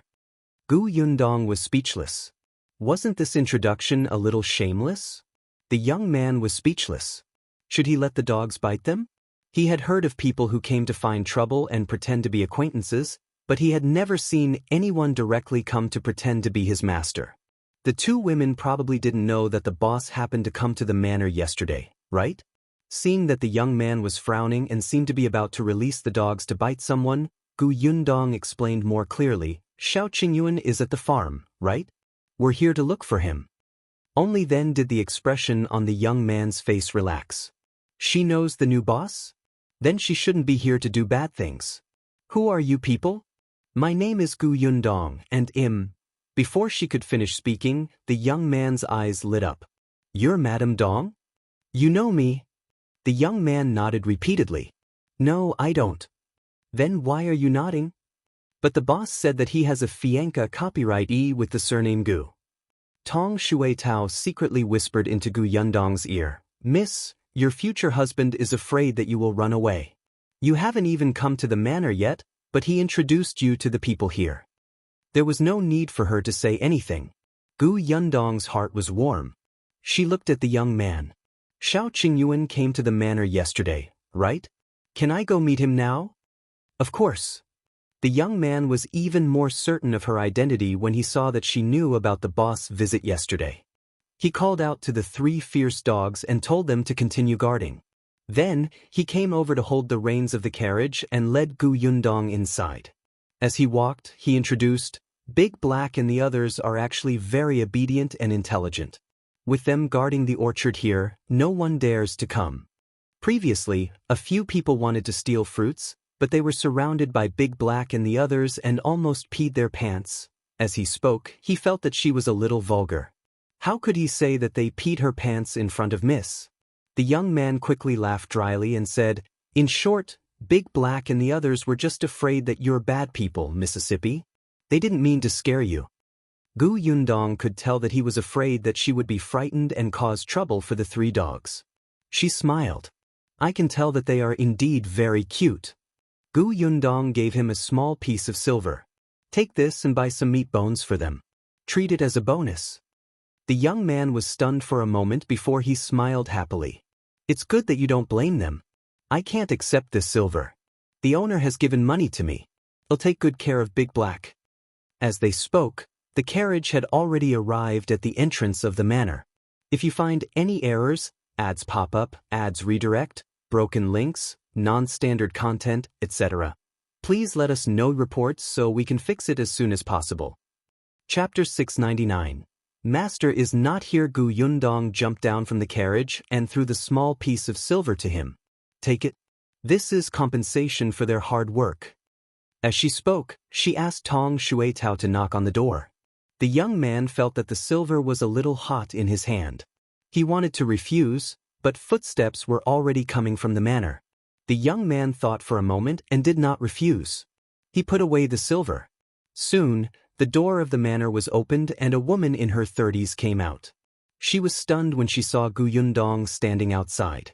The young man reacted quickly and hurriedly introduced, Aunt Wan, this is Miss Gu, the boss Xianxia copyright. Then she said to Gu Yundong, Aunt Wan is the housekeeper in charge of the manor. When Madame Wan heard this, she was stunned on the spot. She looked at Gu Yundong sizing her up. She fell silent and the atmosphere instantly became a little stiff. Gu Yundong narrowed her eyes slightly. Seeing this, the young man hurriedly called out to her, Aunt Wan. Madame Wan suddenly came back to her senses. She hurriedly squeezed out a smile and moved aside. So it's Miss Gu. My bad. I didn't react for a moment. Miss, please come in. Gu Yundong nodded and stepped through the door. The young man behind her said, Miss Gu, I'll get going. Gu Yundong did not ask him to stay. She nodded and the young man led the carriage to the shed. He tied the rope, fed the horse, and ran away quickly. Tong Shuetao leaned close to Gu Yundong's ear and whispered, This person seems to be stupid. He doesn't even know how to perform well in front of this rare opportunity. He didn't even say his name. Gu Yundong glanced at her. Little Tao, you actually have the cheek to say that others are stupid? If we want to know his name, we can ask someone else. Madame Wan led the way and did not hear their conversation. Hence, Tong Shuetao took a few steps forward and asked, Aunt Wan, what was the name of that young man just now? Aunt Wan hurriedly said, That's Yuan Qing from the Yuan family. The Yuan family is a tenant in the manor. Yuan Qing has been naughty since he was young. He raised a few dogs that are especially fierce, so we don't dare to approach them. Master said that those dogs are perfect to protect the orchard and gave the Yuan family a lot of money to take good care of those dogs. Yuan Qing? Tong Shuetao got the information she wanted and returned to Gu Yundong's side. When the three of them entered the courtyard, Gu Yundong took a closer look at the manor. Although Shao Qingyuan said that the farmstead was small, it was still much bigger than her house in Yongfu village. The so-called small was only relative to those big farmsteads. They walked inside. When they were about to reach the central room, Madame Wan raised her voice and shouted, Hubby, hubby, Miss Gu is here. Not long after she finished speaking, footsteps came from ahead. Gu Yundong looked up and saw a tall but thin man coming out of the room. The man walked over quickly. When he heard Madame Wan's introduction, his expression immediately became more respectful. So it's Miss Gu. I didn't go out to welcome you in time. Please forgive me. This should be the head of the manor, Zongguang. Shao Qingyuan had said that when he bought this manor, the previous owner had requested him to buy it with the Shui family. Gu Yundong sized him up and asked, I'm here to look for brother Shao. Where is he? Zongguang hurriedly replied, Master just arrived at the manor yesterday and brought people out. Oh, do you know where he went? If you find any errors, ads pop up, ads redirect, broken links, non-standard content, etc., please let us know reports so we can fix it as soon as possible. Chapter 700. Something's wrong with Madame Wan. Zongguang said, Master went to the Jiao village next door to look for someone yesterday. As he spoke, he invited Gu Yundong into the central room. Then, he turned his head and urged Madame Wan, why aren't you pouring tea? After Madame Wan left, Gu Yundong asked, why did he go to the Jiao village? Did he encounter any trouble? Zongguang was a little hesitant, as if he was wondering if he should say something. Gu Yundong raised his eyebrows. If you can't say, then forget it. No. In the end, Zongguang still replied, actually, a self-taught doctor passed by the manor 2 days ago to stay. When I was chatting with him, I heard him say that he had a lot of rare medicinal herbs on hand. Master had previously instructed people to keep an eye on Bai Musi. If there was any news, they would immediately report it to him. Therefore, I asked if there was such a medicine. To my surprise, the self-taught doctor really did have it. I immediately sent a letter to Master. Because a portion of the land on the farm had been rented to plant medicinal herbs, Zongguang had also gotten to know a few herbs. Bai Musi, in particular, had been requested by his master. He had also seen the Bai Musi that the self-taught doctor had taken out. It really looked like that, but he was not sure, so he quickly reported it to his master. Bai Musi? Gu Yundong was stunned. So Shao Qingyuan said that there was an urgent matter because he had received news about Bai Musi? Was he here to confirm if Bai Musi was real or fake? This person was really... Zongguang saw that she did not speak, and he felt a little uneasy. Could it be that he should not have said these things? However, his master had said long ago that this manor would belong to Miss Gu in the future, including their Shui family. Seriously speaking, Miss Gu was his master, so he naturally could not hide it. Gu Yundong suppressed the complicated emotions in her heart and asked, is the self-taught doctor in the Jiao village now? Yes, the doctor traveled everywhere to treat patients. He waited in the manor for 2 days and couldn't wait anymore, so he went to the Jiao village. After Master came, he quickly went to the Jiao village. As she spoke, Madame Wan had already brought in tea. Gu Yundong asked Zongguang, which direction is the Jiao village? Miss, are you going to look for Master? Yeah. As Gu Yundong spoke, she saw from the corner of her eye that Madame Wan's hand, which was holding the tea, paused for a moment. Then, she acted as if nothing had happened. Zongguang did not see it. He only nodded and said, all right, miss, rest for a while and have some tea. I'll feed the horses some grass. We'll set off in a while. Seeing Gu Yundong nod in agreement, Zongguang left the central room. Madame Wan smiled at Gu Yundong and left. As soon as the two of them left, Tong Shuitao whispered into Gu Yundong's ear, Miss, there's something wrong with that Madame Wan. When she saw us, her eyes were flickering. It seems like she's hiding something from us. Gu Yundong looked at her in surprise. Not bad. You can even tell that something is wrong with Madame Wan. Tong Shuitao was slightly smug. After all, I've been by Miss' side for so long. I have to improve. All right, since you think there's something wrong with the Wan family, follow them and take a look. Tong Shuitao immediately became excited. Yes, Mississippi. Be careful. Don't let anyone find out. Tong Shuitao clenched her fists. Miss, don't worry. I've learned martial arts for so long. I have this ability to eavesdrop. It was as if eavesdropping was a glorious thing. Gu Yundong was very upset. She waved her hand and asked her to leave quickly. Tong Shuitao chuckled, but her footsteps were very light as she followed Madame Wan. If you find any errors, ads pop up, ads redirect, broken links, non-standard content, etc., please let us know reports so we can fix it as soon as possible. Chapter 701. Water in your brain. Madame Wan came out of the central room and quickly caught up with Zongguang. After turning a corner, she finally couldn't take it anymore. She pulled Zongguang and said with a complaining tone, Why did you bring her to look for Master? Tong Shuitao happened to hear this, and her eyes flickered slightly, as if she was about to hear a big secret. Shui Zongguang frowned and said in a low voice, Miss is Master's fiancée. If she wants to see Master, we naturally have to bring her along. What's wrong with that? But, Madame Wan stammered as if she wanted to say something, but she looked troubled. A bad premonition flashed across Shui Zongguang's mind.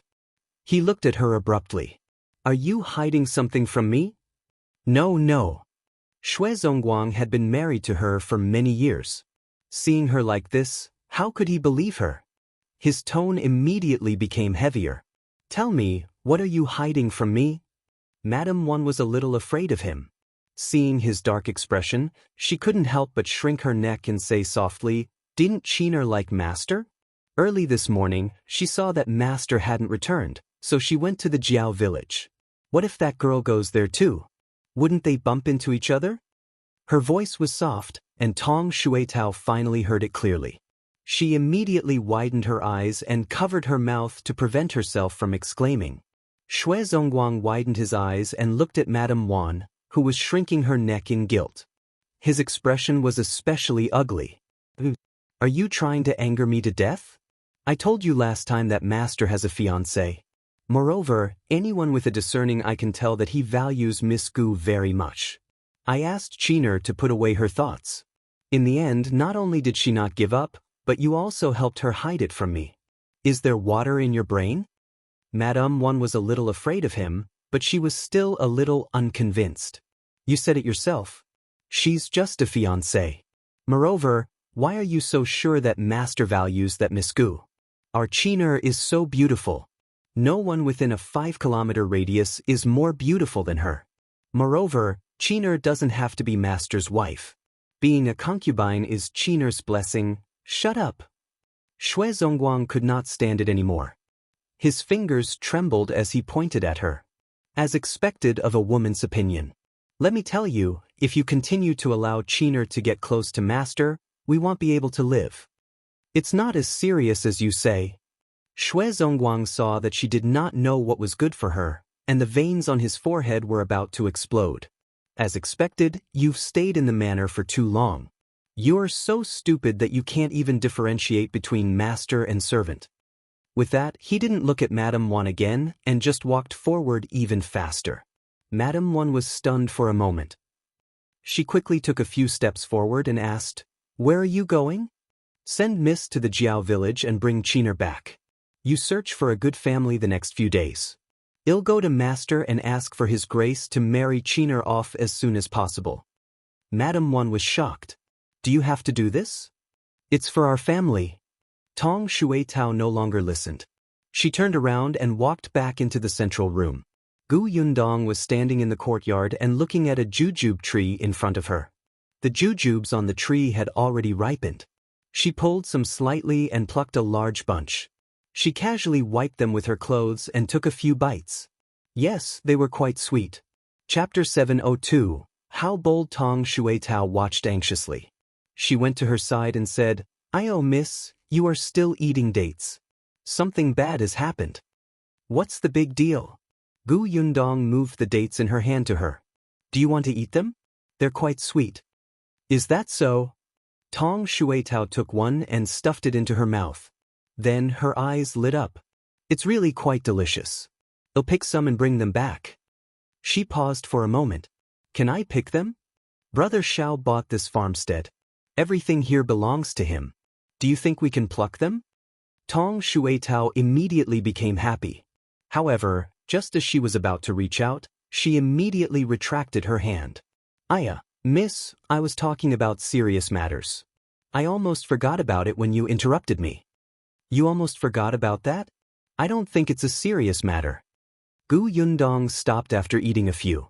She stuffed the dates in her hand into Tong Shuitao's arms, clapped her hands, and entered the central room before saying, All right, tell me. Tong Shuitao put away the dates and quickly went to Gu Yundong's ear. She muttered everything she had heard from the Shui couple. Gu Yundong's hand, which was holding the teacup, paused. She frowned slightly. That Qiner had taken a fancy to Shao Qingyuan, and now she was going to the Jiao village to get close to him? Miss, this woman is too shameless. She clearly knows that her master is already engaged, but she still keeps trying to get close to him. And that, Gu Yundong stood up with a swish and walked out of the door without another word. Tong Shuitao was stunned. Miss, where are you going? Jiao Village. Tong Shuitao hurriedly followed.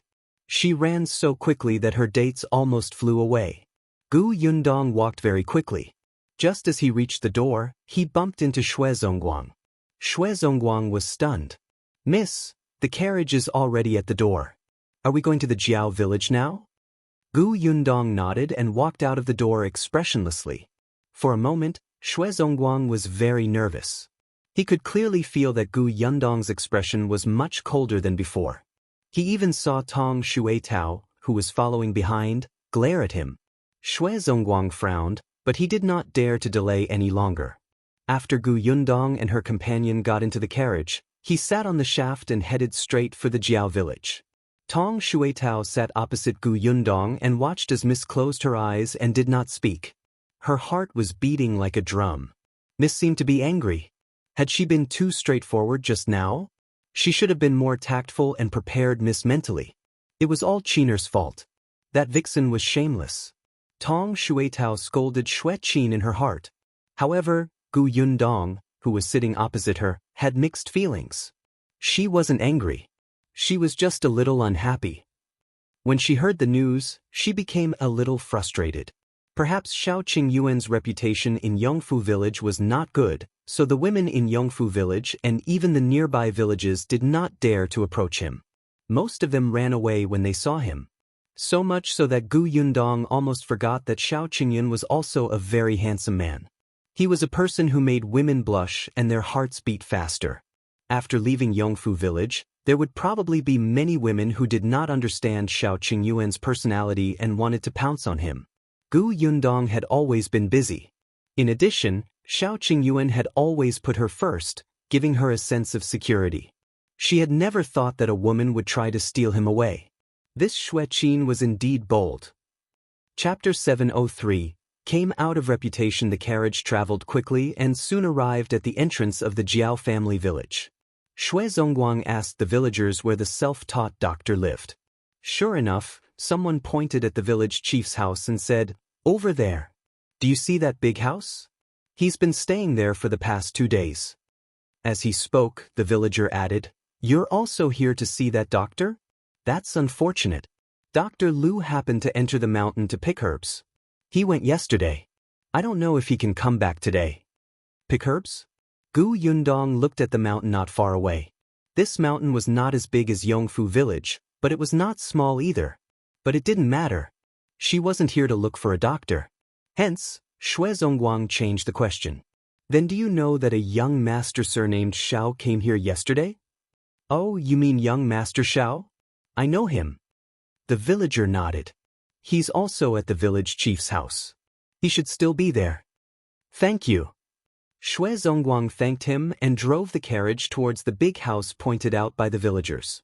However, the road in the Jiao village was not easy to ride on.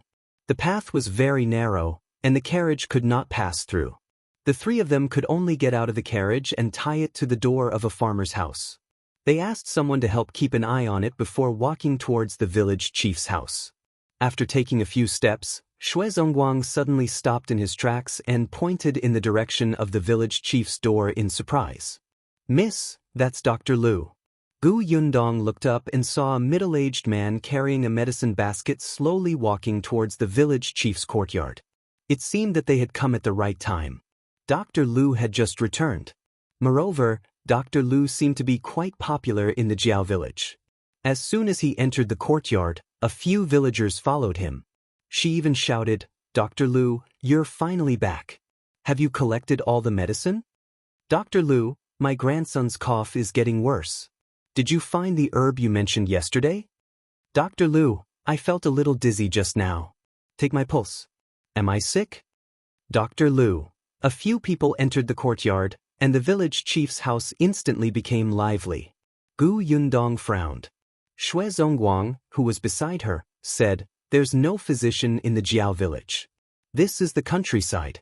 Even if someone has a minor illness, they don't take it seriously. Dr. Lu came to treat everyone. I heard that he doesn't charge medical fees and only takes some medicinal herbs as a token. So everyone who's sick or not has come to let him take a look. Gu Yundong was a little surprised. There was no consultation fee. Let's go and take a look. Gu Yundong took the lead and walked towards the small courtyard. Shui Zongguang and Tong Shuitao hurriedly followed. They were a step too late. There were already many people in the courtyard. A young man was talking to everyone. I know everyone is anxious, but young Master Shao has been waiting here for the entire day. First come, first served, right? When young Master Shao and Dr. Lu are done talking, Dr. Lu will come out and treat everyone immediately. Calm down, calm down. A villager asked curiously, Jiao Laosen, is this young Master Shao also here to see a doctor? Isn't he a young master? He doesn't look like he lacks money. Why don't you go to the city to see those doctors? This means that our Dr. Liu's medical skills are good, so this young Master Shao came because of his reputation. Yes, he came because of the doctor's reputation. Unexpectedly, as soon as the two villagers finished speaking, a furious voice suddenly came from inside. If you find any errors, ads pop up, ads redirect, broken links, non-standard content, etc., please let us know reports so we can fix it as soon as possible. Chapter 704. This herb is fake, nonsense, this is simply nonsense. His voice was a little loud and stern. Accompanied by the sound of slamming the table, the villagers who were chatting in the courtyard fell silent for a moment. After a while, someone whispered, "This sounds like Dr. Liu's voice." What's wrong? What happened? Jiao Laosen was also stunned for a moment. He was the third son of the village chief and was afraid that something would happen inside. He quickly turned around and entered the house. The other villagers looked at each other. After a pause, they squeezed to the door. Gu Yundong also walked forward, but she did not move into the crowd. She looked around and walked to the window beside her. She looked in through the open window. There were a few people sitting in the central room.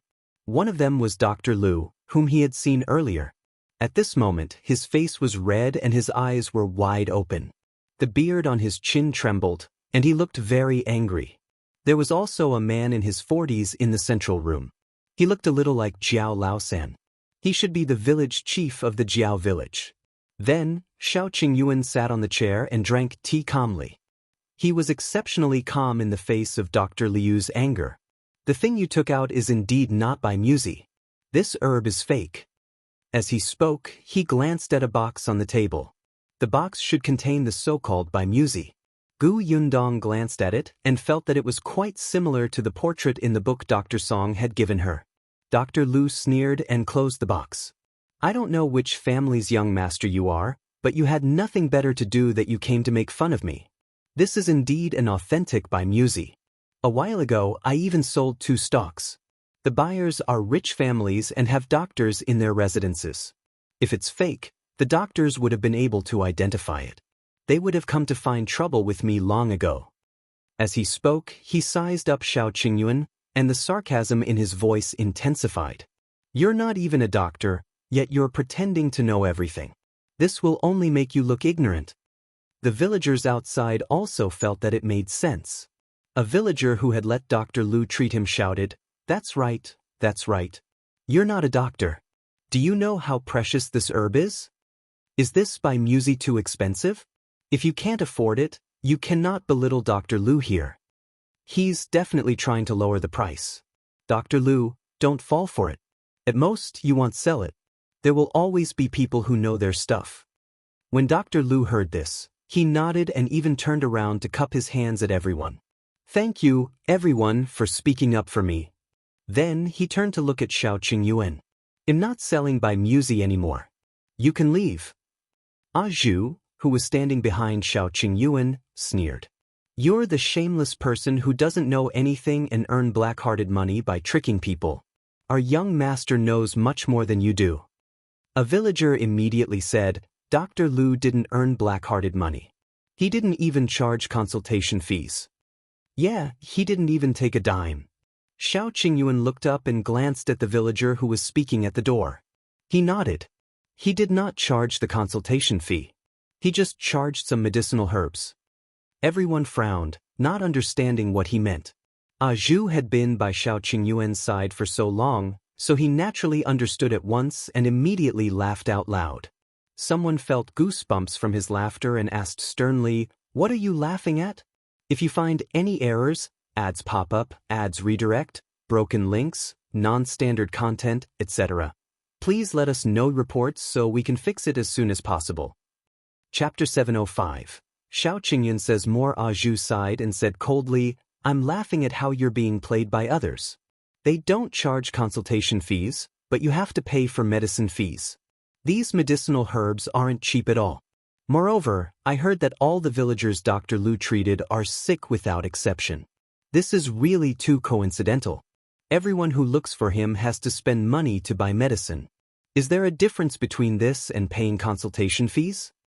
The villagers were stunned when they heard that. Village Chief Jiao, who had been silent, suddenly looked at Dr. Lu. Yes, it was said to be a free consultation, but why was it so coincidental that everyone was more or less sick and in pain? Dr. Lu was a little flustered at that moment. He glared fiercely at Zhu and explained, "The villagers came to see a doctor naturally because they felt uncomfortable.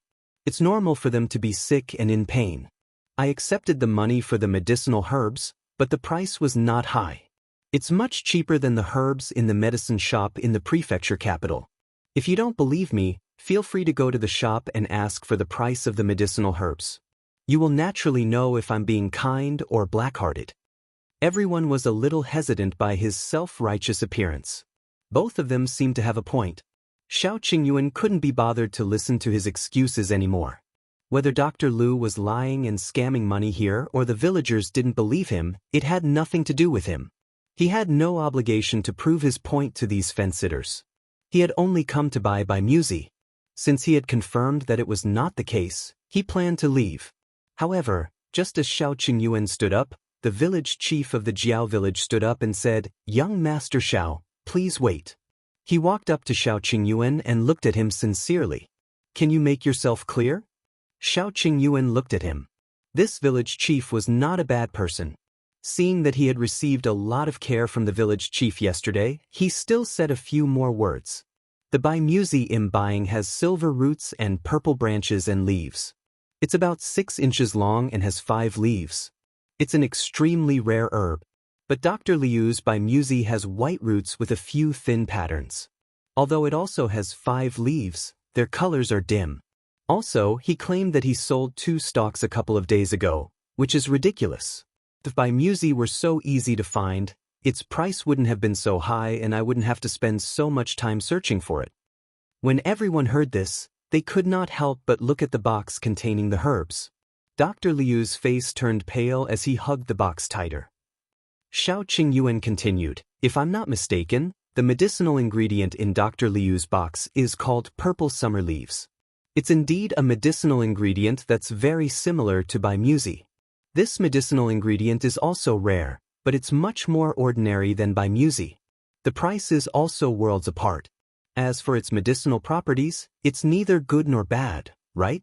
It can be eaten as a tonic, but it's useless for treating illnesses." Dr. Liu's forehead was covered in cold sweat. Shao Qingyuan sneered and glanced at the herb basket beside him. Also, the herbs he picked on the mountain today are all weeds with little medicinal effect.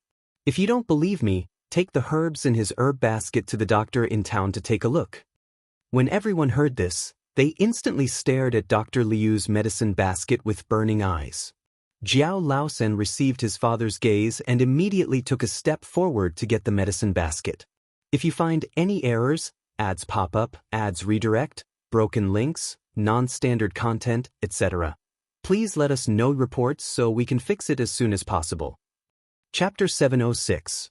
The girl in front. Dr. Liu's expression changed drastically. He subconsciously reached out to hug the medicine basket. In this way, everyone understood. Their expressions changed drastically and they glared at him angrily. They were so angry that their bodies were trembling.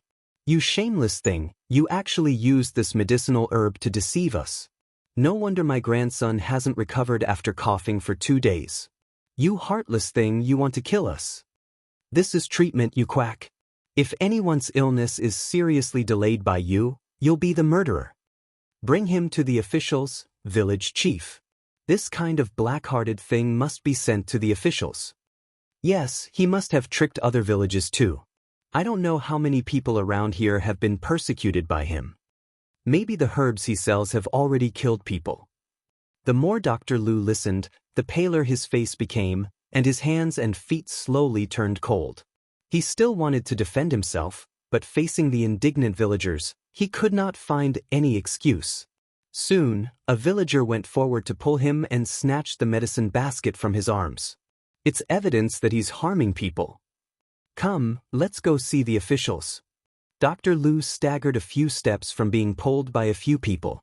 Even his wrist was bleeding from a woman's nails. Hearing that the villagers insisted on sending him to the officials, the panic in Dr. Liu's heart grew. Gradually, hatred spread, and he looked at Shao Qingyuan with resentment. Shao Qingyuan raised his eyebrows. Dr. Lu suddenly broke free from the villager's grip. Then, she quickly rushed toward Shao Qingyuan. It's all your fault. It's all your fault. You had to interfere. Shao Qingyuan didn't care about him at all. Seeing him rush forward, a figure suddenly blocked in front of him and pushed Dr. Lu away. You're the one who plotted against us for money, yet you're blaming others for exposing you. You're simply shameless. A crisp voice sounded in the room, attracting everyone's attention, including Gu Yundong, who was standing behind the windowsill outside. Gu Yundong smiled when she saw this woman bravely standing in front of Shao Qingyuan as if she wanted to protect him, but she was trembling and trying her best to suppress her fear. She turned around and glanced at Zongguang. Who is she? Zongguang felt that Miss Gu seemed to have seen through something and understood everything. His forehead could not help but break out in cold sweat. He laughed dryly and hurriedly said, She's my daughter. Her name is Qin. After that, she explained, This morning, I was a little worried that Master hadn't returned to the manor, so I asked Qiner to come over and see what had happened. As soon as he finished speaking, Zongguang wanted to slap himself. It would have been better if he hadn't explained, but once he did, he felt like he was hiding something. Gu Yundong replied with a meaningful, oh, and continued to look into the house. Shao Qingyuan didn't seem to be satisfied with this woman who suddenly stood in front of him. He frowned slightly and looked at Zhu. The latter touched his nose and said softly, Young master, this? Miss Xue was standing in front of me. He also wanted to stand in front of young master. Wasn't it because his geographical location didn't allow it? He let Qin beat him to it. Qin's back was facing them, so she naturally didn't see their exchange of glances. She only glared at Dr. Lu, who had been pushed to the ground by her, and said, Our young master is trying to seek justice from the bottom of his heart. He didn't let you harm so many people, but you still bite back and say that my young master is nosy? Are we going to let a poisonous snake like you go around harming people? If you find any errors, ads pop up, ads redirect, broken links, non-standard content, etc., please let us know reports so we can fix it as soon as possible. Chapter 707. Why are you here? Yes, this girl is right. The villagers were united against a common enemy and were still a little afraid. Young Master Shao had exposed his scheme and saved the entire Jiao village. In the end, there were so many of them and Dr. Lu had almost hurt young Master Shao. It was unbearable. Therefore, village chief Jiao quickly got a few tall men to tie up Dr. Lu and send him to the government. Dr. Lu was still struggling. At this moment, he regretted not taking out the medicinal hoe he had used to dig for herbs in the medicine basket. Otherwise, he would have been able to take this opportunity to escape. Now he had no power to retaliate. Other than cursing loudly with hatred in his eyes, all his struggles were useless. Soon he was pulled out. Village chief Jiao followed him out. Jiao Laosen originally wanted to stay and entertain Shao Qingyuan. However, when he looked up, he saw the girl standing beside Shao Qingyuan with a shy expression. He immediately understood. Wasn't there a saying that a gentleman should not be a third wheel? He wouldn't stand in their way and stop them from talking. Therefore, Jiao Laosen gave Qin an encouraging look. Although the latter did not see it, he still went out with a smile. Before leaving, he even glanced at Zhu, but Zhu did not react at all. Jiao Laosen sighed. This man was really tactless. If he ruined his master's plans, he would probably not be able to climb up in the future. He shook his head and went out. Seeing that there were no outsiders in the room, Qin secretly heaved a sigh of relief. She turned around shyly and asked with concern, "Young master, are you all right? Dr. Lu didn't hit you just now, right? I was so frightened just now. I thought he had a knife in his hand. Fortunately, there was nothing. Otherwise, Before she could finish speaking, Shao Qingyuan suddenly turned his head and looked in the direction of the windowsill. There were only villagers outside just now, so Shao Qingyuan didn't pay special attention. Now that the villagers in the courtyard had left, Yundong and the others, who were standing by the window, appeared especially out of place. Shao Qingyuan turned around and met a familiar pair of smiling eyes. His pupils constricted, and the originally cold expression on his face instantly softened. His joy was obvious, and the indulgence in his eyes seemed to overflow. "What are you doing here?" His voice was gentle, and Qin, who had her head lowered, did not notice his gaze. However, she was very happy in her heart and thought that he was talking to her. She quickly replied, "I saw that you had not returned all night and was a little worried, so I came to see if something had happened." In fact, Qin had come over early in the morning and had long wanted to express her concern. However, she never had the chance to talk to him. After she came to the Jiao village and found him, she didn't have the chance to talk to him. Not only was Zhu by his side, but the village chief of the Jiao village was also in front of her. Who knew that Dr. Lu suddenly wanted to attack young master just now and she went to block it? Instead, young master noticed him and even was so gentle. At this moment, Qin was actually a little grateful to the black-hearted Dr. Lu for creating such a good opportunity for her and letting young master see her intentions. Shao Qingyuan said, "Come here." Qin lowered her head, feeling even more embarrassed. Her heart was beating exceptionally fast. She hummed softly and walked toward Shao Qingyuan. However, she had just taken a step when she was suddenly pushed. If you find any errors, ads pop up, ads redirect, broken links, non-standard content, etc., please let us know reports so we can fix it as soon as possible. Chapter 708, Yundong's Reward. Qin staggered back 2 steps. When she looked up, she realized that the person who pushed her was Zhu. She asked in shock, "What are you doing?" Zhu shouted, "He's not talking to you. Go away." This time, he reacted fast enough. Young master shouldn't glare at him. Qin was stunned for a moment before looking up at Shao Qingyuan aggrievedly. Then, she realized that Shao Qingyuan had been turning his head to look out of the window. Outside the window stood an exquisite-looking girl with curved eyes, as well as someone with ashen face and clenched fists, wishing he could beat her to death, her father. What was going on? Who was this girl? Why was her father here? Yundong looked up and measured the height of the windowsill. She realized that the window of the house was quite big. She immediately stopped walking towards the door and jumped in with her right hand on the windowsill. Before she could land, Shao Qingyuan had already run over and caught her. He frowned and said unhappily, "Why didn't you go through the door? The ground is uneven. Be careful and don't fall over." Yundong smiled. "Don't I have you?" The two of them acted as if no one was around, provoking Qin, who was standing not far away. She widened her eyes and fixed her gaze on Yundong.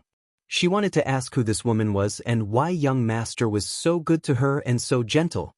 However, she could not speak because her father, Zongguang, had already entered from the door and dragged her out, not giving her a chance. Qin was led out of the door. She stared at Yundong in the room indignantly. Zhu was especially perceptive this time. He walked out of the room quickly and even very considerately closed the door of the central room for the two of them. Even the last bit of light was blocked for Qin, and she looked a little unwilling. But Yundong, who was in the house, did not even look at her from the beginning to the end. She did not take her seriously at all. She only had eyes for Shao Qingyuan now. After everyone left, Shao Qingyuan couldn't help but squeeze her hand and ask again, "Why are you here?" "I'm here to see what kind of trouble you're in." The gentleness in Shao Qingyuan's eyes intensified. "You know now." Yes, I do. Gu Yundong slowly took a deep breath. It turns out that you've been looking for Bai Muzi all along, and you've memorized Bai Muzi's characteristics and appearance. You're even afraid of mixing it up with other herbs and finding the wrong one, so you remember the herbs that look similar clearly. Did you put in a lot of effort? Shao Qingyuan looked at her deeply. Indeed, she understood. She had always been so considerate. Shao Qingyuan felt that he could not leave her. He nodded slightly, his voice slightly hoarse. Yes, so are there any rewards? Gu Yundong tilted her head, thought for a moment, and suddenly grabbed her waist. Shao Qingyuan thought that she would hug him, but in the next moment, the woman in front of him suddenly tiptoed and kissed his face. Shao Qingyuan, he widened his eyes and looked at the woman who had already retreated. She was still smiling, as if everything just now was just his imagination. You don't like it? Gu Yundong could not help but ask when she saw that he did not react for a long time. Shao Qingyuan suddenly came back to his senses. I like it very much. Let's do it again? Damn you. You're pushing your luck. If you find any errors, ads pop up, ads redirect, broken links, non-standard content, etc., please let us know reports so we can fix it as soon as possible. Chapter 709. Gu Yundong's guilt. Gu Yundong patted her hand and said, Since you came to look for Bai Muzi, why didn't you tell me the day before yesterday? It's not easy to get Bai Muzi. I'm worried that it's fake news. We have to confirm it first. Otherwise, won't all of you be happy for nothing? Reality proved that it was indeed fake. Even though he didn't have much hope from the beginning, Shao Qingyuan was still disappointed. Gu Yundong asked him, Other than this time, how many other times have you heard news about Bai Muzi? 2 times, I guess. Unfortunately, neither of them are real. Gu Yundong fell silent for a moment. She did not speak. Shao Qingyuan could not help but pat her back. What's wrong? There's no need to be disheartened.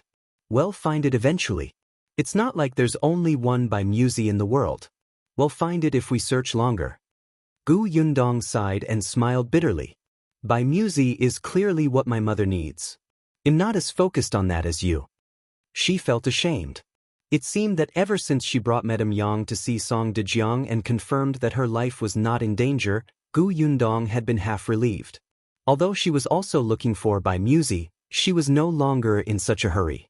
As for Shao Qingyuan, in order to find Bai Muzi, he went deep into the mountains, opened a pharmacy, memorized the medicinal ingredients, and understood the characteristics of similar herbs. As long as there was any news, he would personally go over to confirm it. She actually did not know how much he had done and how much effort he had put in. Compared to him, she did very little. Gu Yundong lowered her head slightly. At that moment, self-reproach and guilt surged. Shao Qingyuan was stunned for a moment before saying, Aren't you earning money? Shao Qingyuan pinched her tender cheek and felt the soft touch under his hand. His voice was hoarse as he said in a low voice, I'm looking for the herbs. Isn't it just right for you to earn money and buy them? His voice was low and deep, as if he could comfort people. Bai Muzi is rare and expensive. If you don't work hard to earn more money, what if you can't buy it when you find it later? That seemed to make sense. Your ability is limited alone. You can't take care of everything. You've already done it very well. Besides, I can't let you do everything. Then why do you still need me, your fiancé? You have to leave something for me to do. Gu Yundong laughed. When did this person become so good at comforting people? She was really too used to doing everything herself, even though she had a family and a fiancé now. However, she was only one person after all. There were some things that she could hand over to someone close and trusted, right? Gu Yundong suddenly understood. She hugged Shao Qingyuan. All right, let's work hard together. I'll be in charge of working hard to earn money. You'll be in charge of finding medicinal herbs and treating my mother. Okay. The woman in his arms was soft. Holding her, Shao Qingyuan felt unprecedented satisfaction. He couldn't bear to let go. Unfortunately, there was a commotion outside the door. Gu Yundong let go of him and rubbed his face twice with a smile until it was red. It's getting late. Let's go back first. Shao Qingyuan heaved a sigh of relief and pulled her open the door. The few people standing outside were stunned for a moment and quickly took a few steps forward. Shao Qingyuan and Xue Qin didn't look at the expectant Xue Qin and walked out of village chief Jiao's house first. The Jiao village was very lively. Shao Qingyuan didn't care and the group walked towards the entrance of the village. If you find any errors, ads pop up, ads redirect, broken links, non-standard content, etc., please let us know reports so we can fix it as soon as possible. Chapter 710. Forgot your identity. Shao Qingyuan helped Gu Yundong into her carriage while Tong Shuitao rode. As for his original carriage, he handed it to Zhu. As soon as Zhu sat in the shaft of the carriage, he said to Xue Qin, who also wanted to come up, "Walk back yourself." After saying that, he shook the reins and the horse chased after the carriage in front. Xue Qin's eyes widened in disbelief as she looked at the carriage that was getting further and further away. She was so angry that her entire body was trembling. She stomped her feet fiercely and said to Zongguang, who had also been left behind, "Father, look at him. What kind of person is this?" As soon as young master left, he immediately changed his expression and didn't take us seriously. That carriage isn't his. However, Zongguang suddenly shook off her hand and said, "You're the one who thinks too highly of yourself. Who do you think you are? You're just a servant. What right do you have to sit in master's carriage? Little brother Zhu has been by master's side for so long, but you've only seen master twice. You didn't even leave a good impression on master. Zhu is already being polite to you." Xue Qin's eyes widened in disbelief as she looked at her father who had scolded her. "Father, what are you talking about? Yes, we're servants. Others look down on us, but we can't look down on ourselves. What's wrong with servants? Are servants not humans? Besides, who said that I didn't leave a good impression on master? I helped master block the danger just now. Master must be touched." It was as if Zongguang was meeting his daughter for the first time. As expected, they had stayed in the manor for so long that they had forgotten their identity and really thought of themselves as the master of the manor. He raised his hand and slapped her hard across the face. Xue Qin only felt a burning pain on her face, and her expression was filled with shock. "Father, you hit me?" "Yes, I'm waking you up. You're trying to get close to master even though you know he has a fiancée. That's shameless." Zongguang sneered. "Master is touched? I didn't see that at all. Do you think that it was something to protect your master? Let me tell you, it was completely unnecessary. If you hadn't been in his front, he would have kicked Dr. Lu away. I saw everything outside of the window. Master was not touched, only annoyed." "No way." Zongguang felt extremely tired and blamed himself for not teaching his daughter well. Just as he was about to say something, he heard a soft click. Zongguang was stunned and looked up. He saw Jiao Laosen walking out from the corner with an awkward smile on his face. It seemed like he had been standing there for a while and had probably heard a lot of things. No matter how much Zongguang wanted to educate his daughter, he could not do it in front of outsiders. He smiled at Jiao Laosen and dragged Xue Qin away. Jiao Laosen rubbed his nose and watched as the father and daughter walked further and further away. Then he punched the wall in frustration. It turned out that he was the one who was really insensitive. He had almost done something bad out of good intentions. Zongguang brought Xue Qin to the manor in a hurry. The Jiao village was not far from the manor, but it still took them a lot of time on their two legs. When the two of them arrived outside the manor, Zongguang saw Madame Wan standing at the entrance with a worried and resentful expression. Zongguang had a bad feeling. He quickly took a few steps forward and asked, "Why are you standing here?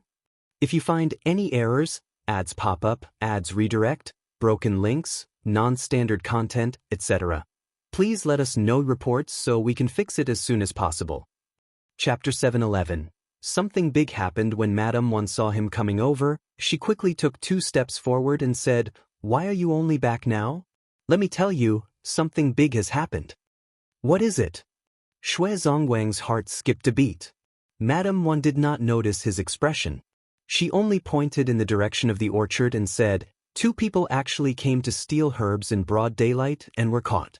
However, they killed Big Black. Master and Miss are interrogating them now."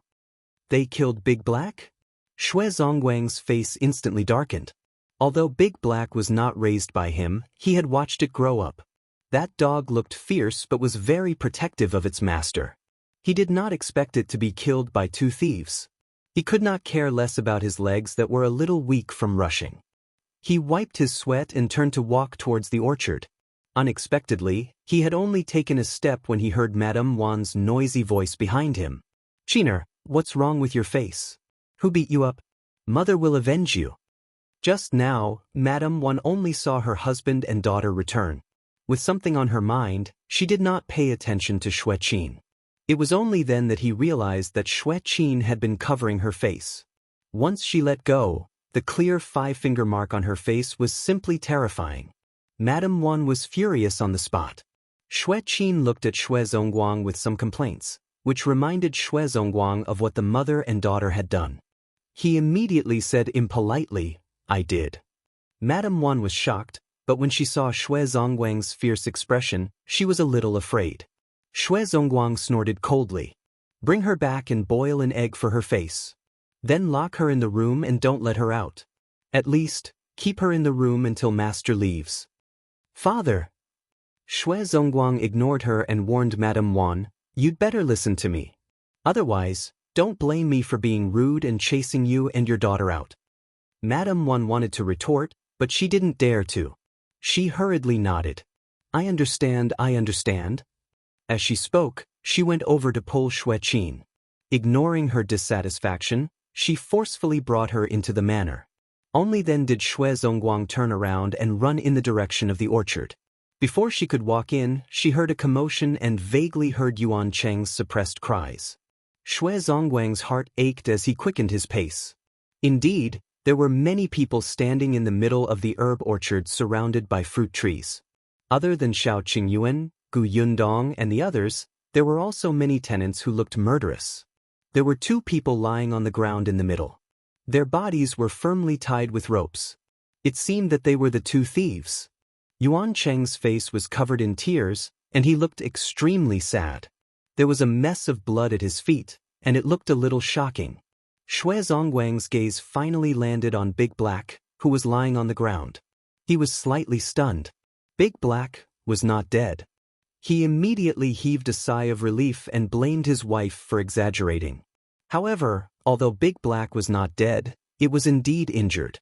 The blood on the ground was from it. Now that it was on the ground, it looked like it was on the verge of death. It looked like it was in pain and he did not know if it could be saved. It must have been smeared with medicine, but its limbs still twitched from time to time. Yundong squatted on the ground and gently stroked its head, as if to comfort it. Xue Zongguang walked forward and asked a tenant beside him, "What exactly happened?" The tenant's face was also filled with anger. He pointed at the two bandits and said, "These two animals deserve to be struck by lightning. If you find any errors, ads pop up, ads redirect, broken links, non-standard content, etc., please let us know reports so we can fix it as soon as possible."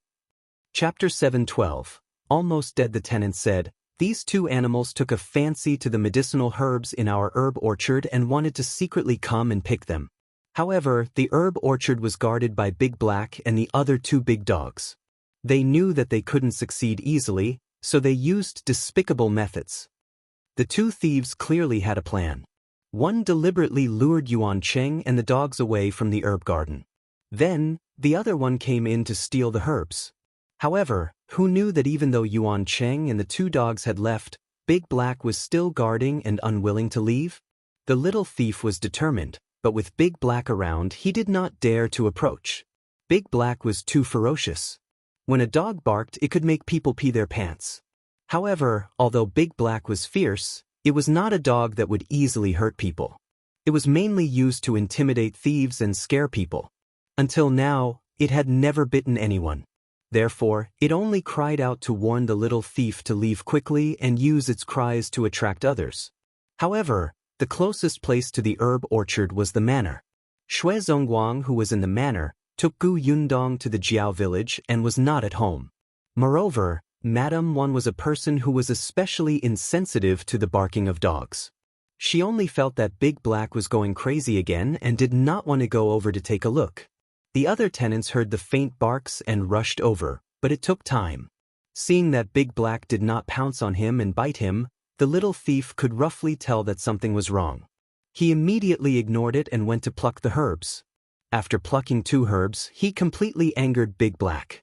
It suddenly jumped up and pushed the little thief to the ground. However, even though it had pounced on him, it did not bite him. It only pressed down on his shoulder to stop him. However, Big Black did not know that the little thief below had come prepared. He immediately drew his knife and stabbed at Big Black. Big Black had been cut 3 times. 1 in the abdomen, 1 in the face, and 1 in the leg. The injury on its leg was the most serious. The cut on its face ran from its forehead to its mouth. The scratch was a little deep. If it was slightly off, it would blind its eyes.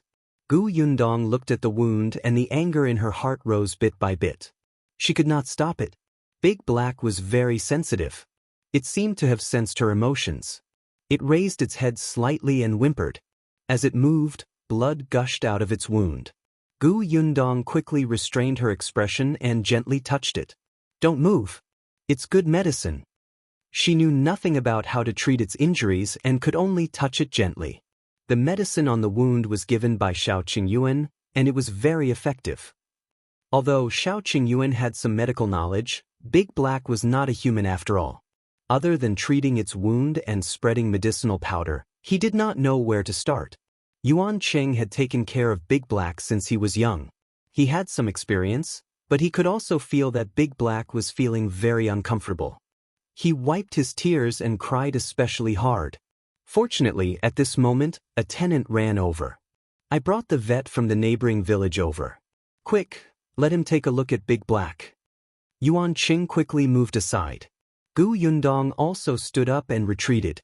The vet immediately squatted down to check on Big Black's injuries. Gu Yundong clearly felt Big Black twitch. She turned her head slightly to avoid looking at it, but her gaze fell on the 2 thieves. The next moment, the anger on her face surfaced again. Not only did these 2 thieves want to kill Big Black, but they also didn't intend to let the other 2 dogs go. The food used to lure Big Yellow and the others away was smeared with poison, and they would die on the spot if they took a bite. If you find any errors, ads pop up, ads redirect, broken links, non-standard content, etc., please let us know reports so we can fix it as soon as possible. Chapter 713. How savage Gu Yundong had never had a pet before. She was even afraid of such large dogs when she was young in her previous life. However, when she saw that Big Black, who had done its best to protect its master and the orchard and had no intention of hurting anyone, was almost killed by this beast, she was furious. Especially since the 2 of them did not have any regrets, her anger was maxed out. After squeezing through the crowd, Gu Yundong walked to the 2 thieves and said to Tong Shuetao and Aju, "Drag these 2 things over there." Yes. Tong Shuetao and her companion were already eager to give it a try. They immediately dragged the 2 of them, whose mouths were gagged and their hands and feet tied, into the tall orchard. The 2 of them looked up and whimpered at Gu Yundong, as if asking her to let go of them. The others found it strange, so a few of them followed over to take a look. Zongguang also went over. Just as he arrived, he saw Aju remove the cloth balls that blocked the 2 thieves' mouths. The 2 of them immediately cursed, "Let us go? What do you want? We didn't steal anything. Can you kill us?" Tong Shuetao went over and slapped each of them fiercely. "You didn't steal anything, but you almost killed our dogs. So be it. They're not human. What are you doing? Do you still want to avenge them?" The 2 of them were a little arrogant. "Or are you sending us to the officials? Come on, let's see how the county magistrate will judge this case." In any case, they did not steal anything. At most, they would be locked up for 2 days. There was no law here that said that a person who killed a dog had to be sentenced. Tong Shuetao was furious. How could there be such a shameless person? She still wanted to hit him, but Gu Yundong stopped her just as she raised her hand. Tong Shuetao turned her head. "Mississippi. Step back." Gu Yundong waved her hand. Tong Shuetao glared at the 2 of them and took a few steps back. The 2 thieves immediately sneered and stuck their tongues into their cheeks that had been slapped just now. They thought to themselves that they would get back at her after they were untied. They would teach this girl a lesson. Zongguang and the other tenants were angry, but what could they do? They couldn't really kill the thieves, and it didn't seem like they would suffer anything if they were sent to the officials. At most, they would be beaten and let go. Zongguang thought for a moment and took a few steps forward. He was about to say that he would deal with these two people. Unexpectedly, Yundong suddenly raised her leg and kicked the two of them in the chin. Zongguang. The tenants were speechless. The two of them screamed and rolled back in unison. They fell to the ground for a long time and did not react. After a while, they slowly opened their mouths and spat out a mouthful of blood and teeth. Yundong stomped her feet and took another step forward. She didn't say anything. She rubbed her right wrist slightly. After the two of them sat up, she punched one of them heavily in the stomach. She swung her hand back fiercely at the other person's head, grabbed his hair, and slammed him to the ground. The tenants took a deep breath. What a cruel method. Zongguang felt a chill on his neck. Only Zhu and Tong Xuetao were very calm. They were both people who had seen the world. This was just a small matter. Yundong clapped her hands and stood up. The two thieves had only been hit twice and could no longer sit up. The taste of blood filled their mouths, and their stomachs and heads hurt terribly. She looked up at Yundong with narrowed eyes. It was as if she was looking at a female devil. It made people feel as if their lives were in danger at any moment. Yundong looked down at them and asked, "Who's the mole? If you find any errors, ads pop up, ads redirect, broken links, non-standard content, etc. Please let us know reports so we can fix it as soon as possible." Chapter 7:14. They are together, the mole? Everyone looked at each other. Only the two people's eyes flickered, and a trace of shock flashed past their eyes. Zongguang quickly took 2 steps forward. "And miss, what do you mean by the mole? There's no insider? How can you be so well prepared for your first time stealing?" Yundong sneered. "No, it's not enough. It seems that the insider doesn't know this place very well, but it's definitely not just you. Where are your accomplices?" The two of them immediately denied it. However, they had just lost their teeth and their words were a little blurred. "Don't have an insider. No others. I don't know what you're doing. You're still not crying after seeing the coffin. Then let me see if your bones are really so hard." As Yundong spoke, a cruel smile appeared on his face. The two of them instantly felt their scalps tingle. They had yet to understand what she meant. Yundong suddenly kicked the two of them to the ground. Then she stepped on one of their ankles and crushed them ruthlessly. A shrill cry like a pig being slaughtered sounded, piercing one's eardrums. Even Big Black, who was receiving treatment not far away, could not help but tremble. Yundong frowned and said to Zhu, "Shut him up." "All right." Zhu stuffed the cloth ball into his gaping mouth. Then he looked at the other person and asked, "Miss, do we need to shut up this person first?" Yundong looked at him. The man looked at his companion's broken leg in shock. He finally understood what Yundong meant. He was afraid. This woman looked weak and easy to bully, but she was more ferocious than any man present. She seemed to dare to do anything. This time, she had broken his companion's foot. Was she going to break his hand next? His life was more important. When the man saw that Zhu was really going to gag him after Yundong nodded, the pain in his body instantly magnified infinitely. He hurriedly shouted, "I'll tell everything. Don't hit me." Yundong let go of his leg and walked to the other person, ignoring the fact that he had fainted. "Speak." "Yes, it's Dr. Lu. We're in cahoots with Dr. Lu. Dr. Lu should be in Jiao village now." Everyone was stunned when they heard that. The tenants present all knew Dr. Lu. They had always felt that he was a very kind person who treated people for free.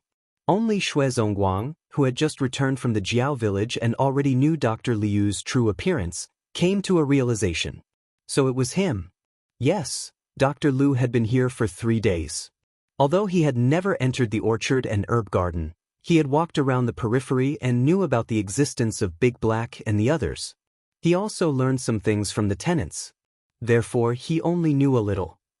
These two people took advantage of the time when Dr. Lu had lured Shao Qingyuan and Shui Zongguang away from the Jiao village to steal the herbs in the herb garden.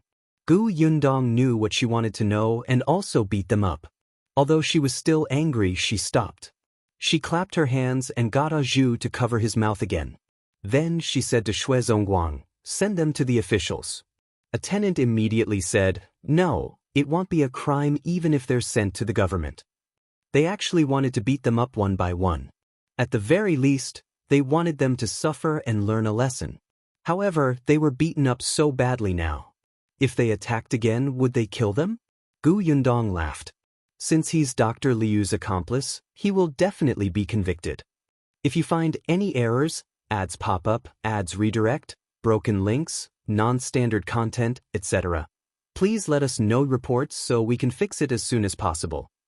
Chapter 7:15. Sneaking Shui Zongguang. Gu Yundong ignored the two of them and asked A Zhu to send them to the officials with the tenants.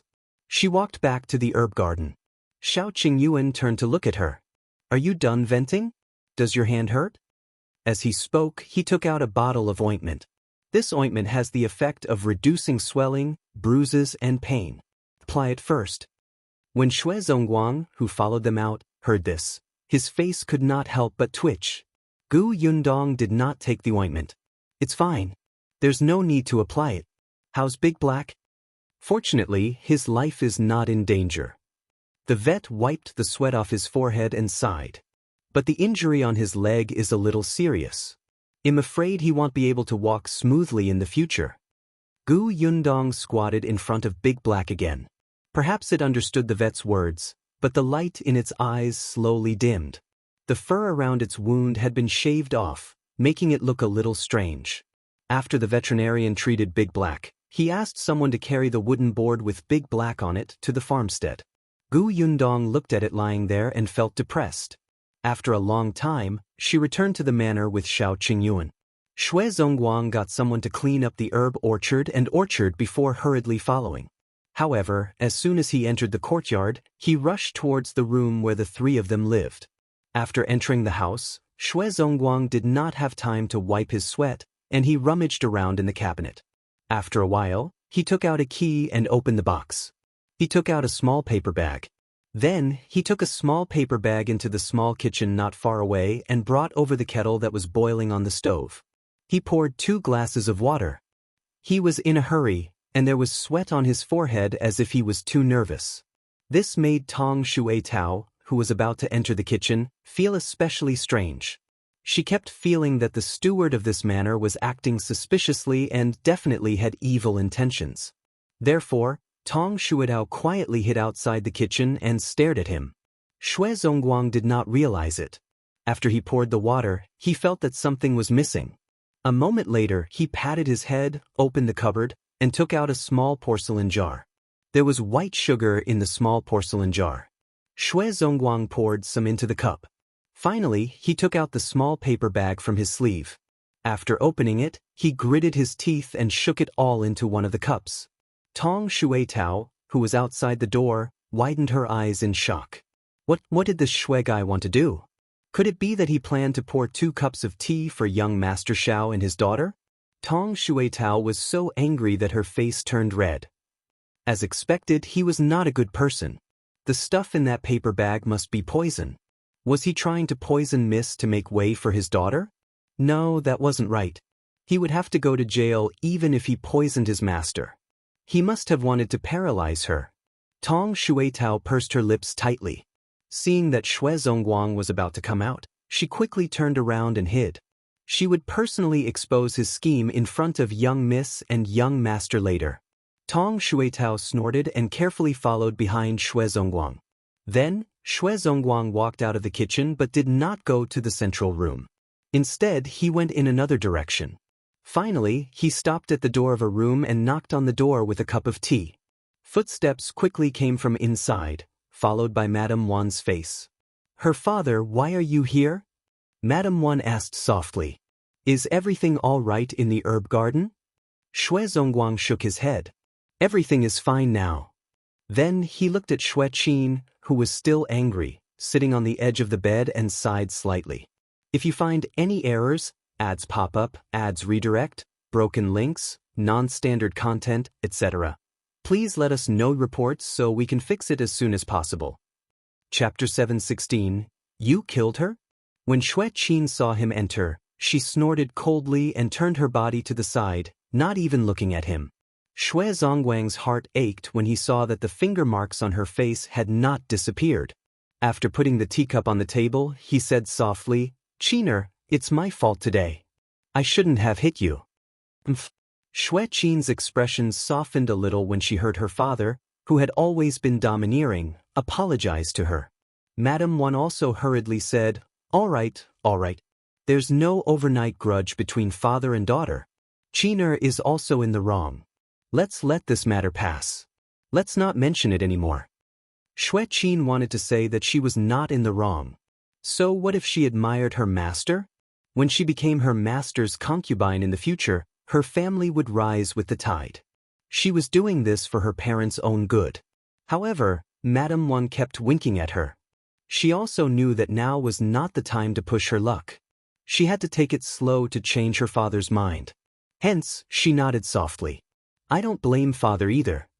It's good that you don't blame me. Zongguang handed her a cup. This is sugar water.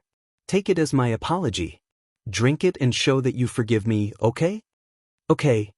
Qin thought that her father still doted on her after all. Otherwise, why would he make such precious sugar water for her to drink? Hence, she became more confident in persuading him and marrying her master in the future. She was happy and drank the sugar water in one go. However, not long after she finished drinking, she suddenly felt a little dizzy and her eyelids were heavy. After a while, she said uncontrollably, Father, Mother, I want to sleep for a while. As soon as she finished speaking, she fell onto the bed. Madame Wang was shocked and quickly pushed her. Qiner, what's wrong? What are you shouting for? Zongguang glared at her and took away the cup that Qin had left on the bed. Madame Wang was stunned. Seeing that he was not worried at all and was still moving slowly, she thought of the cup of sugar water just now. What else did she not understand? She looked at him in disbelief. You killed her? She's our only daughter. How dare you kill her? Madame Wang was no longer afraid of him. She rushed up and wanted to fight him to the death. Zongguang turned to the side. All right, what's with the fuss? Who killed her?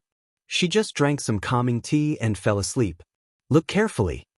Madame Wang was stunned and quickly reached out to check under Qin's nose. As expected, her daughter was still breathing, and she immediately heaved a sigh of relief. Then, she looked at her husband resentfully. What are you doing?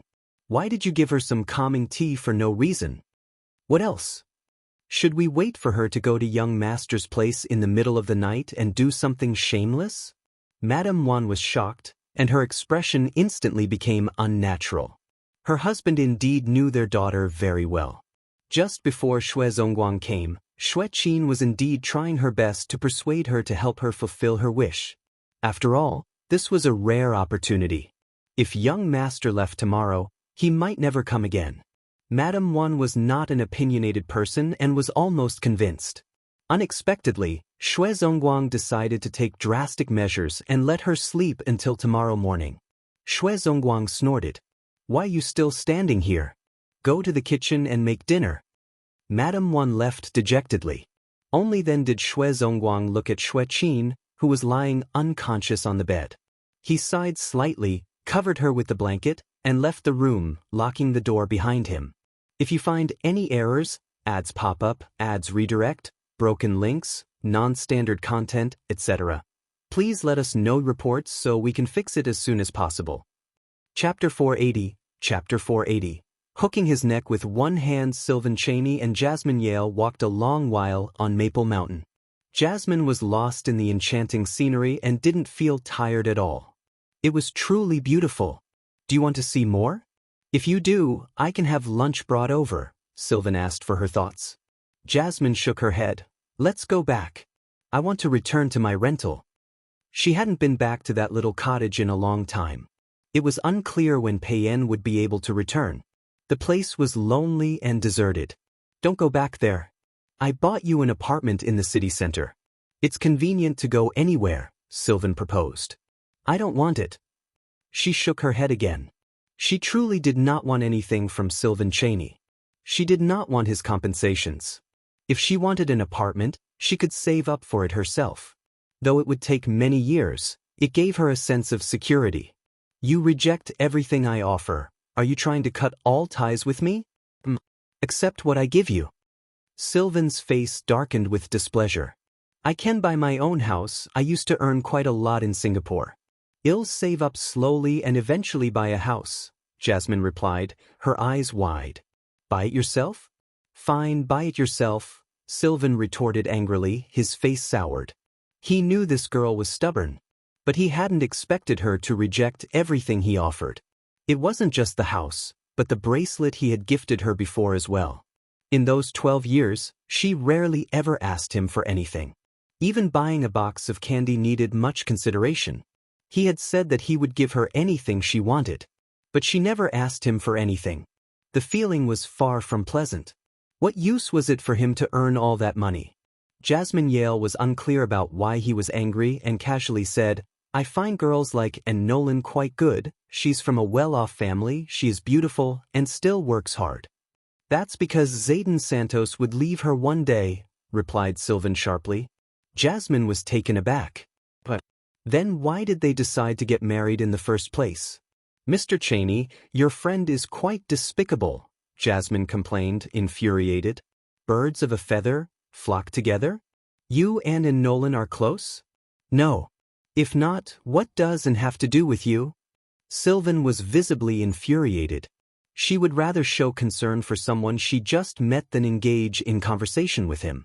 Jasmine was speechless and stopped pressing further. T2 was somewhat angered.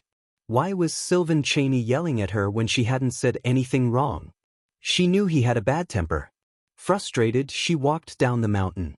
Not caring that it was still snowing, she went directly into the snow. The icy snowflakes landed on her face, but she didn't find it cold. Just a little tired. Spoiled, muttered Sylvan as he opened his umbrella and advanced towards her with large strides. Upon reaching her, he handed her the umbrella. Hold this. The next second, he scooped her into his arms. Hey! Jasmine was taken by surprise. Put me down. Hold on tight. If you fall, I won't take responsibility. I can walk by myself. After walking so much, aren't you tired? Not tired, Jasmine lied. In truth, she was a bit tired, coupled with her menstruation ongoing. But she never thought that Sylvan would carry her down the mountain. Even during those 12 years, he had never once carried her. For a moment, Jasmine was dazed. Even if you're not tired, I won't let you walk anymore, Sylvan spoke indifferently. With one hand around his neck and the other holding the umbrella, Jasmine was halfway in his arms. Shielded from the snowflakes by the large umbrella, it was calm and undisturbed. When she was close to him, she could clearly smell his scent, discreet and deep. If you find any errors, ads pop up, ads redirect, broken links, non-standard content, etc., please let us know reports so we can fix it as soon as possible. Chapter 7:18. Abandoned, Young Master, this is for you. Zhu wiped its mouth and handed it to Shao Qingyuan. Then, it looked at him expectantly. Shao Qingyuan didn't think much of it at first. After accepting it and taking a closer look, he exclaimed, Where did you get it? I found it in Dr. Liu's medicine basket. Zhu chuckled. The medicine basket was sent to the government office as physical evidence. As expected, the county magistrate found a doctor to examine it. However, the doctor only flipped through the top 2 layers of herbs and confirmed that they were useless weeds. There might be some herbs mixed in, but they were not worth much. Then, the county magistrate convicted Dr. Liu and asked them to sign on the documents. The matter was resolved. As for the medicine basket, it was filled with useless grass that would rot in a day or two, so the county office servants planned to pour it as garbage. Zhu saw that there was actually a herb under the herb basket. He had been by Shao Qingyuan's side for so long and more or less knew some of herbs. He immediately brought the herb back. I'm not sure either. It just looks like it. Young Master, is this the Hongming you mentioned? Shao Qingyuan nodded. Yes, I didn't expect him to dig up a treasure. Hongming. Gu Yundong felt that this herb sounded familiar. Shao Qingyuan said, "These are the medicinal herbs recorded in the medical book Dr. Song gave me. They are mainly used for clearing the eyes." In that case, it was also a very precious medicinal herb? Shao Qingyuan put it away and praised, "Not bad, you deserve praise." Zhu's eyes lit up and she quickly buried his head in his food. That night, the few of them rested in the manor before preparing to leave the next day. Gu Yundong frowned slightly when she saw Big Black lying on the ground. After a night of recuperation, Big Black looked much better. It had a strong recovery ability and used good medicine. It had already tried to stand up. However, just as the vet had said, Big Black's leg was too injured to land on the ground. It would probably limp in the future. "I want to go to the Yuan family and tell Yuan Qing about Big Black." "Alright, I'll go with you." Gu Yundong asked Tong Xuetao and the others to prepare the carriage and wait at the door while she and Shao Qingyuan walked towards the Yuan residence. The Yuan family was not far from the manor. It did not take long for the two of them to approach the entrance of the Yuan family. However, before the two of them could knock on the door, they heard Yuan Cheng's familiar voice from inside. "I don't agree. I want to keep Big Black. Even if it can only retire at home in the future, I won't abandon it." Gu Yundong was surprised and could not help but look at Shao Qingyuan. Immediately after, another sigh came from the courtyard. From the sound of it, it might be Yuan Cheng's father. "Ah Cheng, can you not be so stubborn? I know you have a good relationship with Big Black, but it's already crippled. It won't be able to walk steadily in the future. It definitely won't be able to guard that orchard like Big Yellow and the others to scare off the thieves. However, it eats a lot. We can't afford to keep it anymore. The owner has given us money. Why can't we afford it?" Father Yuan frowned. "The owner did give you money, but don't you only have 2 dogs now? How can 2 dogs be enough in such a big herb garden? You definitely have to raise another one. Won't this Big Black eat and drink for free? In the past, it could enter the back mountain to hunt some wild chickens and rabbits, but now, do you think it can do it?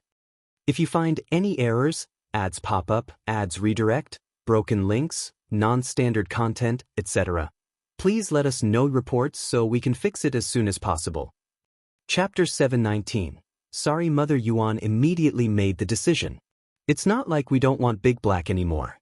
We're just sending it away for someone else to raise. Can't you just bring another dog back and nurture it? Your aunt has already said that Big Black can go to her house." Yuan Cheng suddenly raised his voice. "Nonsense, why are you looking at the house? Mother, you clearly know that Cousin Wei Kai was so frightened by Big Black in the past that he peed his pants. He hates Big Black to the core and wants to beat it to death with a stick every time he sees it. You even sent Big Black to eldest aunt's house. Let me tell you, if you send it over today, they will eat Big Black tomorrow." What are you saying? How rude. Your uncle is not such a person." Yuan Qing only sneered. Gu Yundong could not take it anymore. She raised her head and knocked on the door twice. Yuan Qing did not move, and Mother Yuan was also angry. Only Father Yuan sighed and came over to open the door. Seeing the 2 people standing outside the door, he was immediately stunned. He hurriedly retreated half of his body and said, "Boss, why are you here? Quick, come in." Yuan Cheng and Mother Yuan suddenly came back to their senses and hurriedly welcomed them. They took stools and made tea. But Gu Yundong stopped them. "There's no need. We're here to ask your family for your opinion." The 3 members of the Yuan family were stunned for a moment. "Miss, please speak." "It's like this. Big Black was injured yesterday to protect the herb garden. Now that its legs are inconvenient, I'm afraid it can't continue to stay in the herb orchard in the future." When Yuan Cheng heard this, he immediately felt a little desperate. Even Lady Gu had said so. Was she planning to give up on Big Black? Unexpectedly, Gu Yundong's next sentence made his eyes light up. "No matter what, Big Black is a hero. We're really touched by its actions. Now that it's crippled, we can't ignore it. So, we want to take it away. What do you think?" Yuan Cheng was stunned and asked anxiously, "Take it away? Where to?" "Of course, I'm bringing it home." Gu Yundong did not have this plan at first because Big Black had grown up here. It had a good relationship with Big Yellow and the others, and it had a deep relationship with Yuan Cheng. It would not be appropriate to bring it away. However, after hearing the Yuan family's words just now, she thought that nothing good would happen if Big Black continued to stay. Gu Yundong liked Big Black very much. She felt that perhaps it would be good to bring it back to Yongfu village. Yuan Cheng could not bear to leave. He had always slept with Big Black in the past. He was the saddest when something happened to Big Black. However, he was worried that he couldn't protect Big Black. His parents didn't want to keep it anymore, and Big Black was injured. What if his cousin hit it with a stick again? He was afraid that when he came home one day, Big Black would be sent away or beaten to death. Then he would definitely regret it. Hence, when he heard Gu Yundong's request and recalled the scene of her interacting with Big Black yesterday, she gritted her teeth and nodded. Okay. Father and Mother Yuan naturally wouldn't say anything. Although eldest aunt really wanted to take Big Black away, the person who wanted the dog now was the boss. Their family was working for the boss, so they couldn't refuse at all. Since they had agreed, Gu Yundong did not stay any longer and left the Yuan residence with Shao Qingyuan. Yuan Qing followed them out. When they arrived at the manor, he ran to see Big Black first. When Big Black was carried onto the carriage by Tong Shuitao, he cried even harder. I'm sorry, I'm useless. I can't even protect you. You'll definitely lead a better life with the boss in the future. You have to be obedient. The boss will take good care of you. If you find any errors, ads pop up, ads redirect, broken links, non-standard content, etc., please let us know reports so we can fix it as soon as possible. Chapter 720. Find you a wife. Big Black was very intelligent. It seemed to understand Yuan Cheng's words. It immediately wanted to stand up, but Yuan Cheng stopped her. If there's a chance in the future, they'll visit you. You have to be fine, understand? Big Black whimpered, then barked. Each bark was louder and more excited. Its eyes were filled with anxiety, sadness, and uneasiness. Yuan Cheng immediately cried in grief. Don't be like this. I've let you down. Tong Shuitao was also extremely sad as she watched from the side. She wiped her tears. For a moment, Gu Yundong felt that she was the evil person who had separated them. Her heart was in a mess. After a while, she went forward and patted Big Black's head. Don't worry. They'll bring you over when you've recovered to meet your friends can do it. Big Black liked her very much. It was very sensitive to the kindness of the human in front of it. Hence, he whimpered twice and stopped. Yuan Cheng said a lot more to it and hugged it reluctantly for a while. By the time the group set off, it was already past dawn. Gu Yundong and Shao Qingyuan were in a carriage.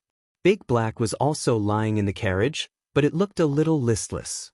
Gu Yundong spoke to it. Alright, don't be unhappy. When we reach Yongfu village, they'll find you a wife. How about that?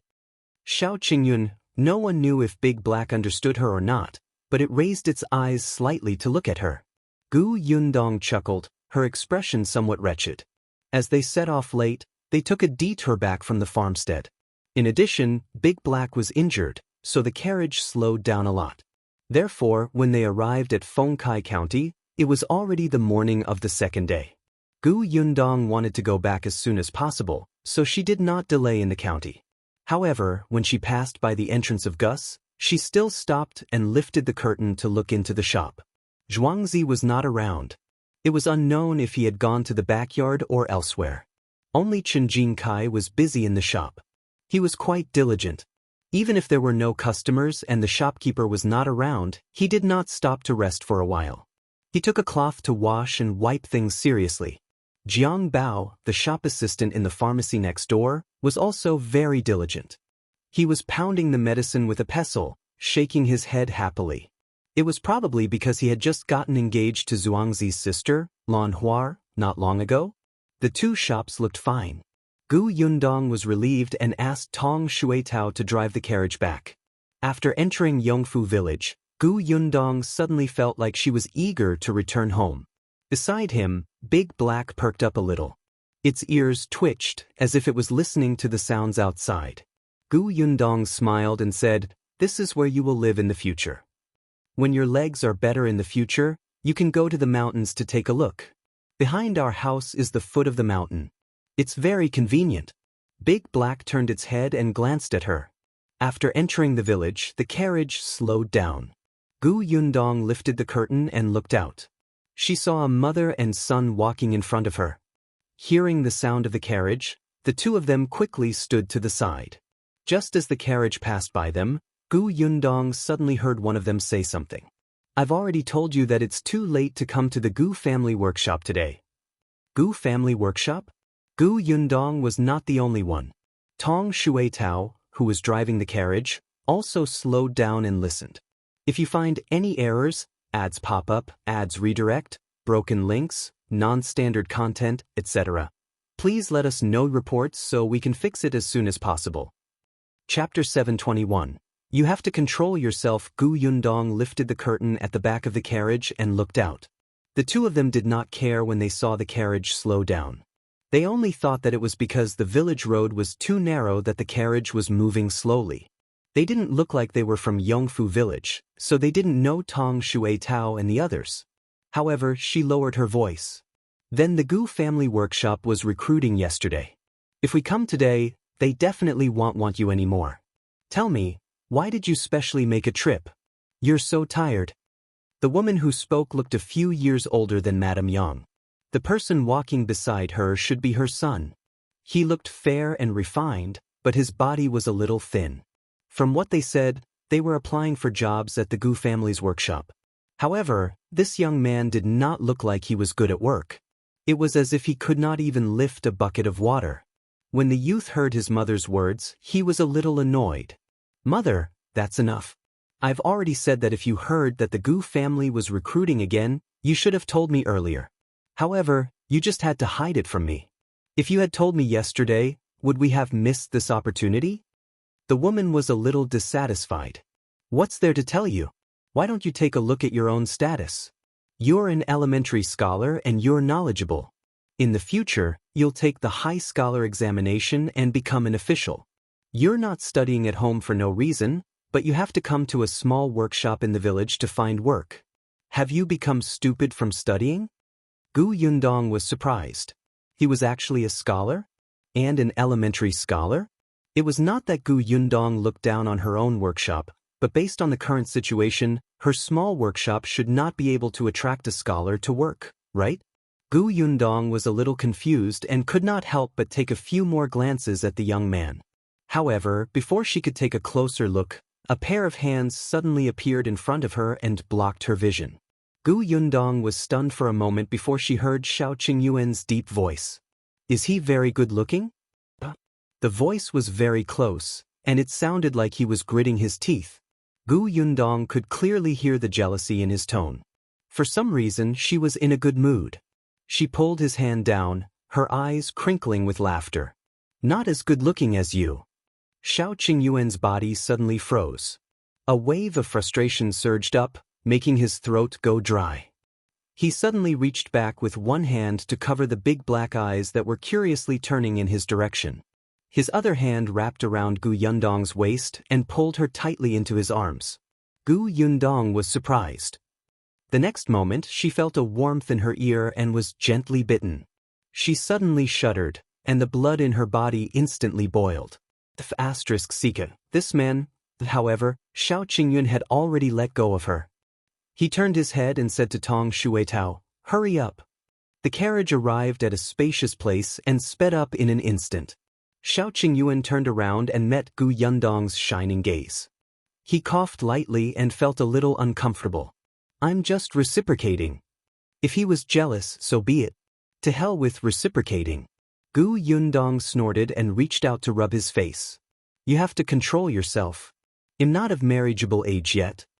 Shao Qingyuan was speechless. "You were the one who kissed me first."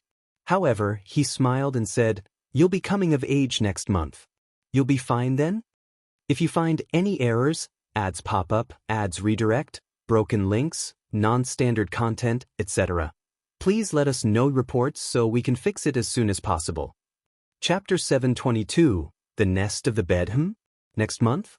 So soon? Gu Yundong was in a daze when she realized that time had passed in a flash. She had been in Yongfu village for almost a year. "Miss, we're home." Tong Shuitao's voice came from outside. Gu Yundong looked up at Shao Qingyuan, who was still waiting for her answer. He chuckled and jumped off the carriage. "Help me carry Big Black in." Shao Qingyuan couldn't help but laugh. He was actually a little resentful that time had passed too slowly. He felt that it was too cold when he built such a big house.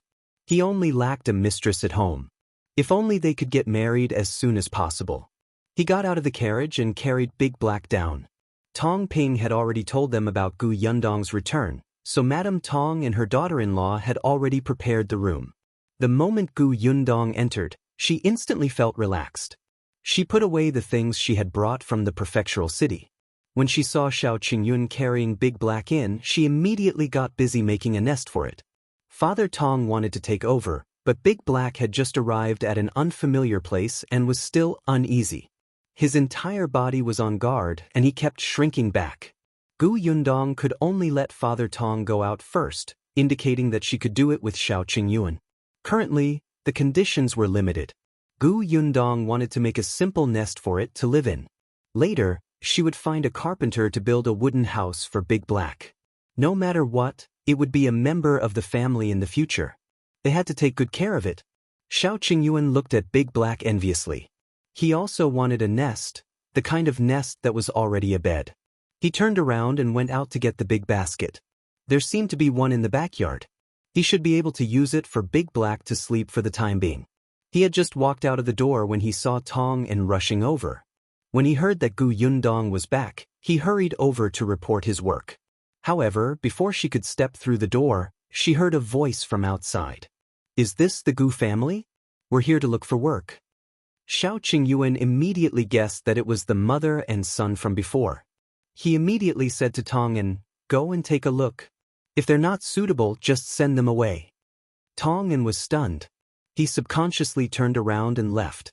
However, after taking a few steps, he felt that something was amiss. Why did it sound like young Master Shao really hoped that the person who came was not suitable? However, Tong'an also felt that it was inappropriate. He had already released the news about the recruitment the day before yesterday. It had already ended yesterday. The other party had only arrived today, making people feel that they did not take him seriously. Tong'an's first impression was not good, but he did not expect the other party to be an elementary scholar. After all, talents were rare. The workshop was filled with farmers, and there were not many who could read. The other party was an elementary scholar, so Tong'an felt that he could still consider the application appropriately. If the man really stayed, the workshop might be able to attract more well-educated people in the future. Gu Yundong naturally heard that cry, but she did not care. It was agreed that the first round of recruitment would be handed over to Tong'an, even if the other party was a knowledgeable elementary scholar. She did not intend to interfere. If the elementary scholar passed Tong'an's assessment, Gu Yundong would just have to wait and see. She only took the basket from Shao Qingyuan. This basket was very big and not tall. Even with Big Black's size, it could completely fit in. Gu Yundong had placed an old and unused blanket and some clothes under it. They were all clean and soft. She stretched out her hand and tested it. When she felt that it was okay, she let Big Black in. Unexpectedly, a sharp cry suddenly came from outside. If you find any errors, ads pop up, ads redirect, broken links, non-standard content, etc., please let us know reports so we can fix it as soon as possible. Chapter 723. Do you not have a mouth? Why don't you want my son? My son is an elementary scholar. He's knowledgeable and capable. If you want those bumpkins, why can't you want my son? The woman's voice was a little loud. Tong'an did not expect her to suddenly become so agitated. He immediately wanted the two of them to leave, but the woman had already shouted inside, Boss Gu, quickly come out, right? You manager is not good people. He's afraid that my son is an elementary scholar who has the ability to snatch his position. He actually doesn't allow my son to come to the workshop to work. My son is an elementary scholar, an elementary scholar. Gu Yundong and Shao Qingyuan looked at each other and shrugged helplessly. Let's go out and take a look. Tong'an was furious. He had really underestimated the mother and son. This woman actually sat on the ground and did not leave.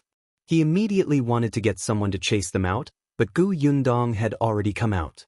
She glanced at the madam sitting on the ground, then at the fair youth, and suddenly laughed. "Your mother is sitting on the ground. Aren't you going to help her?" The young man looked a little embarrassed. He quickly went forward and wanted to help the woman up. The woman snorted and looked at Gu Yundong. "Who are you?" "I want to see Boss Gu." "I am she." The woman was stunned. She had heard that the eldest daughter of the Gu family was in charge of the Gu family's workshop, but she did not expect to see such a weak-looking woman. Wasn't the boss supposed to be a tigress with a ferocious aura that could intimidate men? When the young man heard this, he helped his mother up even more anxiously. "Mother, stop making a scene." The woman stood up unwillingly. Only then did Gu Yundong look at Tong and, "What happened?" "Miss, this gentleman wants to work in the workshop. However, the conditions are a little high." Right after Tong and said that, he heard the woman's raised voice. "How are the conditions high?" "My son is an elementary scholar. If he works here as an accountant, his monthly salary will only be 5 taels a month." "How is that high?" "Boss Gu, don't listen to his nonsense. I think he treats my son as a threat to his position, so he rejects my son with an excuse." Gu Yundong waved her hand, as if she did not want to hear what the woman had to say. She looked at the young man and asked, "Your mother said that you're an elementary scholar, right?" "That's right." Gu Yundong smiled. "Since you're an elementary scholar, you're naturally knowledgeable. Why don't you go to the county city to find work? Even if you don't become a teacher in a rich family, those shops should want you, right? Why do you have to come to a small workshop like mine that has only been open for less than a year to be an accountant?" This young man looked to be around 20 years old. He was already an elementary scholar at such a young age, which meant that he was indeed talented. The young man was still hesitating when the woman shouted again, "Why? My son is just, don't you have a mouth? You keep letting your mother answer questions for you?" The woman was stunned, and a trace of embarrassment flashed across the young man's face. He quickly said, "I heard that the Gu family's workshop has good benefits and high wages, so I came to look for work." Gu Yundong smiled and shook her head. "No matter how good the benefits are, it's just a small workshop. If you don't want to tell the truth, you can leave." After saying that, she turned around and left. The young man immediately panicked. "Wait. If you find any errors, ads pop up, ads redirect, broken links, non-standard content, etc., please let us know reports so we can fix it as soon as possible." Chapter 724. Whoever hires him is an idiot. Gu Yundong paused and turned to look at him. The young man tugged at his fingers. "Independent Illinois, just tell the truth. I'd like to hear the details." The young man gritted his teeth and said in a low voice, Although I'm an elementary scholar, I'm not good with words. Previously, I did want to go over and be a teacher, but I couldn't speak the moment I met a student. In the end, I could only give up. Later on, I went to the shops in the county city and thought of being a bookkeeper, but the salary given by those shops was too little. Then, I heard that the Gu family's workshop has good benefits and can even cover accommodation, so I wanted to come over and give it a try. Although I'm not very good at talking, my title as an elementary scholar is real. Don't worry about this. Gu Yundong lowered her eyes as she listened. When the young man was done, she nodded slightly. "Yes, I understand. You can go back."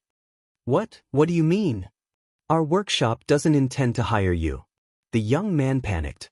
"But I'm an elementary scholar." Gu Yundong found it funny. So what if he was an elementary scholar? Could it be that the title of an elementary scholar was a pass? Then why did he have to come to a small workshop like hers when he could not find work elsewhere? Because you're not the type of accountant I want? What type of accountant do you need? Gu Yundong narrowed her eyes and glanced at the young man before turning to leave. The young man was indignant. "Miss, can you make yourself clear?" This time, Tong no longer had any worries. He directly called out to Tong Shui Tao and asked her to carry the woman who wanted to sit on the ground and cry out. He also dragged the young man out of the Gu family. There were still people watching the commotion at the entrance of the Gu residence. When they saw that the mother and son had been chased out, they quickly pointed at them. The woman was thick-skinned, but the young man could not take it. Although he was unwilling, he still fled a moment later. Tong'an sneered and then ran to look for Gu Yundong. He was also a little puzzled. "Miss, why didn't you hire that young man?" Tong'an didn't agree because the young man's gaze was very disdainful when he spoke to him. No matter how amiable he appeared, his arrogance was still extremely uncomfortable. Most of the long-term workers in the Gu family's workshop were farmers. If this elementary scholar continued to have such an attitude, he would probably cause a huge conflict with the people in the workshop. Tong'an did not plan to hire this young man because of this consideration. However, when the young man saw the young lady, he was very humble and had a good attitude. He completely looked like he was following the young lady. However, Miss still chased him out without hesitation. Gu Yundong said as she fed Big Black, "Because I gave that young man 2 chances, and he was lying. He was not likable to begin with, and he even had a mother who was a burden. In the end, he was full of lies. Whoever hires him will be a fool." Lies. Gu Yundong left the house and said to Tong'an, "He's an elementary scholar. He's so young, which means that he has a bright future ahead of him. There are many wealthy families in our county. There must be some shrewd rich masters who are interested in his future and are more or less willing to bet on him. Even if he doesn't, if he goes to a shop to find work, there will be owners who are willing to hire him as their accountant. Although 5 taels of silver a month is a lot, it's really too much. Moreover, there's still room for bargaining. I don't believe that he won't be able to find a job like this." Tong'an was enlightened. "Then why did he come to our workshop? I don't know if there's something wrong with him or if he has other motives." Gu Yundong sighed faintly. There was no choice. The tallest tree attracts the wind. Who asked her shop to be too popular? Even with Qin Wenzheng's protection, there were always people who wanted to find out. For example, the Xian residents. Go back and ask around. Yes. Tong'an's entire body trembled, and he instantly felt that he had a heavy responsibility. "Let's go. Bring me to the workshop first and tell me what happened at home during this period of time. If you find any errors, ads pop up, ads redirect, broken links, non-standard content, etc., please let us know reports so we can fix it as soon as possible." Chapter 725. Pregnant Gu Yundong went to wash her hands and asked Tong Shuitao to take good care of Big Black.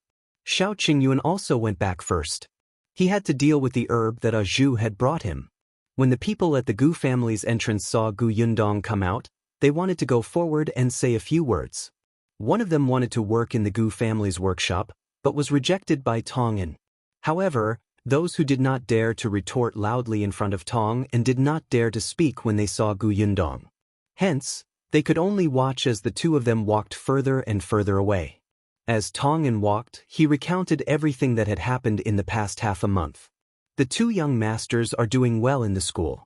A few days ago, young master got the top 3 in the test at the beginning of the month. Young master was extremely happy. He even said that if he gets first place the next time, he will be rewarded by the teacher. Young cousin master is also very hardworking in his studies. He has made great progress. He didn't say what rank Bian Yuanji got, so it shouldn't be too high. Gu Yundong knew this in her heart. After all, she had entered school late and had a weak foundation. To her, it was already a little difficult to keep up with the teacher's lecture. However, it's been very strange these past 2 days. Young master and young cousin master have been going into the kitchen and saying that they want to learn how to cook. No matter how we persuade them, they won't tell us the reason. Gu Yundong was surprised. Yunshu and Yunji were going into the kitchen? What was going on? It seemed like she had to ask the 2 little ones properly after school. Everything is fine at home. Also, my sister-in-law is pregnant again. Gu Yundong stopped in her tracks and asked in surprise, "Really?" "Yes, she just saw a doctor yesterday. This is a joyous occasion. It's worth celebrating." The Tong family did not have many children. Tong Shuitao was the only one in her generation. She was already so old this year and did not have any siblings. Tong'an had been hurt before, and others did not know if he would get married and have children in the future. Hence, wasn't it a joyous occasion for the Tong family to have a new member? Gu Yundong reckoned that when Little Peach found out, she would be overjoyed. After explaining the Gu family situation, Tong'an started talking about the people in Yongfu village. The Zeng family's days were getting better and better. Madame Dong's brothers, who had not been around much in the past, had also been especially diligent recently, especially since the Gu family's workshop recruited workers yesterday. They had practically stayed in the Zeng family's house and refused to leave. Unfortunately, although Madame Dong did not have a strong personality, she was also a principled person. She knew what kind of people her brothers were. Introducing them to the workshop was to cause trouble for Gu Yundong. Because of this, Madame Dong's brothers scolded her for being a heartless ingrate. Now that she was rich, she forgot about her brothers and only thought about living a good life. She would be struck by lightning in the future. Then, Zheng Hu, who was already agile, chased them out with a stick. The Zeng family's life was indeed getting better and better. Zheng Hu and his wife were working in Gu Yundong's workshop. They did not have much land to begin with and had already rented it out. The couple worked hard and increased their wages. Zheng Jia had already gone to the private school in the neighboring village to study. According to Zheng Hu, he would send Zheng Lu over in 2 years. The private school did not have a high tuition fee. Although it was a little strenuous to provide for the 2 children, the Zheng family's life was getting better and better. It did not matter if it was a little tough. Zheng Yu was a girl and could not go to school. She helped out at home. However, Zheng Jia would teach her how to read every day when he returned from the private school. Zheng Yu was also hardworking and often came to the Gu family to ask Xianxia about embroidery. At the mention of Xianxia, Gu Yundong could not help but ask, "Where did she go? I haven't seen her since I came back." If you find any errors, ads pop up, ads redirect, broken links, non-standard content, etc., please let us know reports so we can fix it as soon as possible. Chapter 726. Affection is gone. An unnatural look flashed across Tong'an's face. Gu Yundong did not notice and continued to walk forward. Only then did Tong'an take a few steps forward and say, "She went to the county city today to sell her embroidery work." "Really? How's her embroidery sales these days?" Tong'an quickly lowered his head and said softly, "Well, I'm not too sure." Gu Yundong nodded and did not ask further. After all, there were differences between men and women. It was indeed inappropriate for Tong'an to ask too much about Xianxia's private matters. She changed her mind and asked about other things. Tong'an exhaled slightly before continuing. The Zeng family was getting better and better now. It was said that they would renovate the house next year and plan to build 2 more rooms. At that time, they would give each of the children a room. Compared to the Zeng family, the Shi family had changed even more. Not only did the Shi couple manage the orchard for Gu Yundong, but they also earned a lot of money. Coupled with Zhuangzi, who was now the shopkeeper, the changes in the Shi family were visible to the naked eye. During this period of time, the Shi family had already been renovating the house. In addition, Lan Huar and Jiang Bao had just gotten engaged and were about to get married next year. However, Lan Huar did not have a proper boudoir of her own. The Shi couple wanted her to get married in a grand manner, so the first thing they renovated was Lan Huar's boudoir. Now that Lan Huar matter was settled, Zhuangzi was still alone. The Shi couple was very anxious. Their neighbors and friends stared at Zhuangzi as if he was fat meat. They wished they could tie him up and make him their son-in-law. This was a shopkeeper. He had become the head shopkeeper of a county shop at such a young age. He was too promising.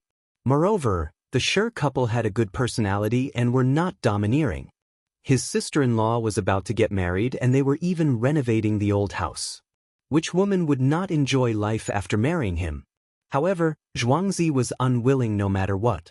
He simply did not come back after his family said too much. During the past 10 days, he had been living in the county shop for half of the time. If there was anything, he would ask Chen Jinkai to help pass on a message. Gu Yundong did not know whether to laugh or cry when she heard that. This was a career-type man, completely devoted to work. Speaking of Chen Jinkai, Tong'an suddenly thought of something. Madame Fong even returned to Yongfu village and ran to the village chief's house to cause a scene. It could be said that she ruined her last relationship with the Chen family. What did she do?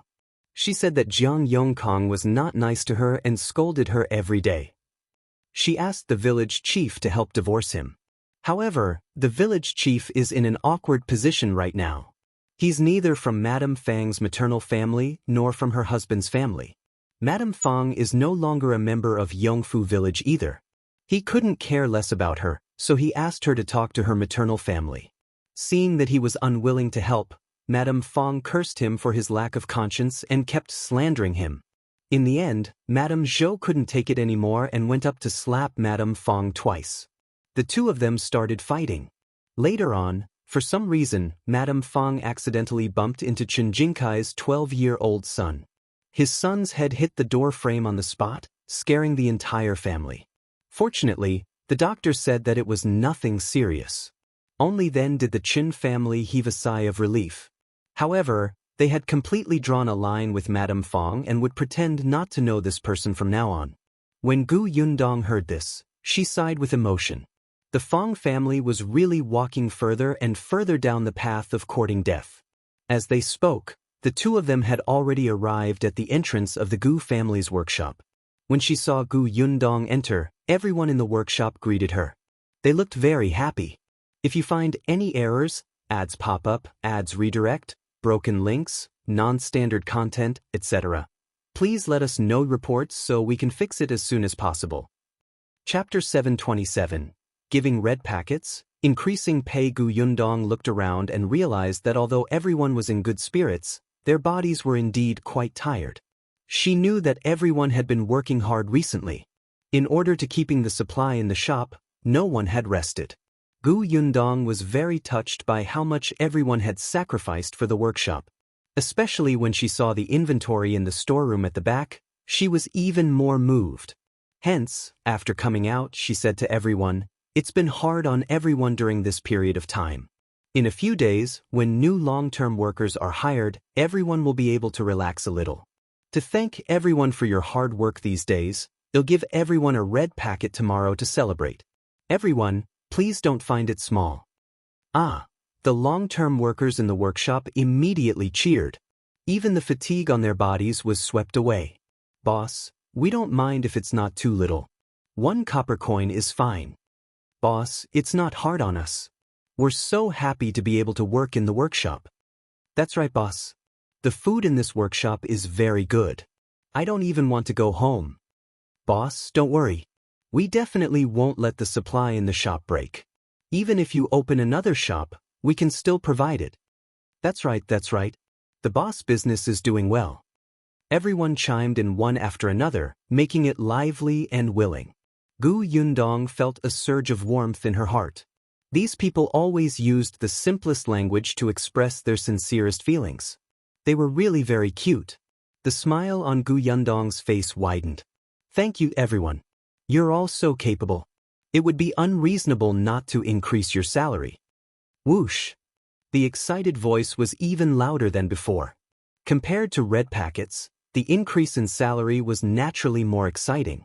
Someone even shouted, "We can work for another 100 years." Gu Yundong staggered and almost lost her balance. She smiled at the person who spoke and shook her head before leaving. She had indeed gone back to prepare red packets and increase their salary. Actually, there had been an increase in wages before. Now, most of the people in the workshop earned 800 copper coins a month. The junior managers already had 1 tael of silver. The Xing couple each had 1 tael of silver each. This time, the salary was raised to 1 tael for everyone else and 2 taels for the junior managers. It could be considered an increase of 200 copper coins each. There were also red packets. 500 copper coins per person to buy delicious food for everyone. Gu Yundong asked Tong An to prepare the money. She did not wait until the next day and distributed them that night. Not long after Tong An left, Xianxia returned. She did not look too good. When she saw Gu Yundong at home, she was stunned for a moment. Then she quickly smiled. "You're back? I heard that the shops in the prefectural city are very busy and lively, right? How are Aunt Yang and Kiki? Where's Aunt Ku?" Gu Yundong sighed and pulled her to the side to sit down. "You look much more haggard than before I left. What happened? Do you want to tell me?" Xianxia lowered her head and suddenly smiled bitterly. "Actually, it's nothing much. It's just that you suddenly went to the prefectural city. This house suddenly became much quieter, so I'm not used to it. Gu Yundong did not believe her. We're friends. Between friends, no matter if we're happy or unhappy, we can talk to each other. Sidian, you can try telling me and I'll give you ideas. If you find any errors, ads pop up, ads redirect, broken links, non-standard content, etc., please let us know reports so we can fix it as soon as possible.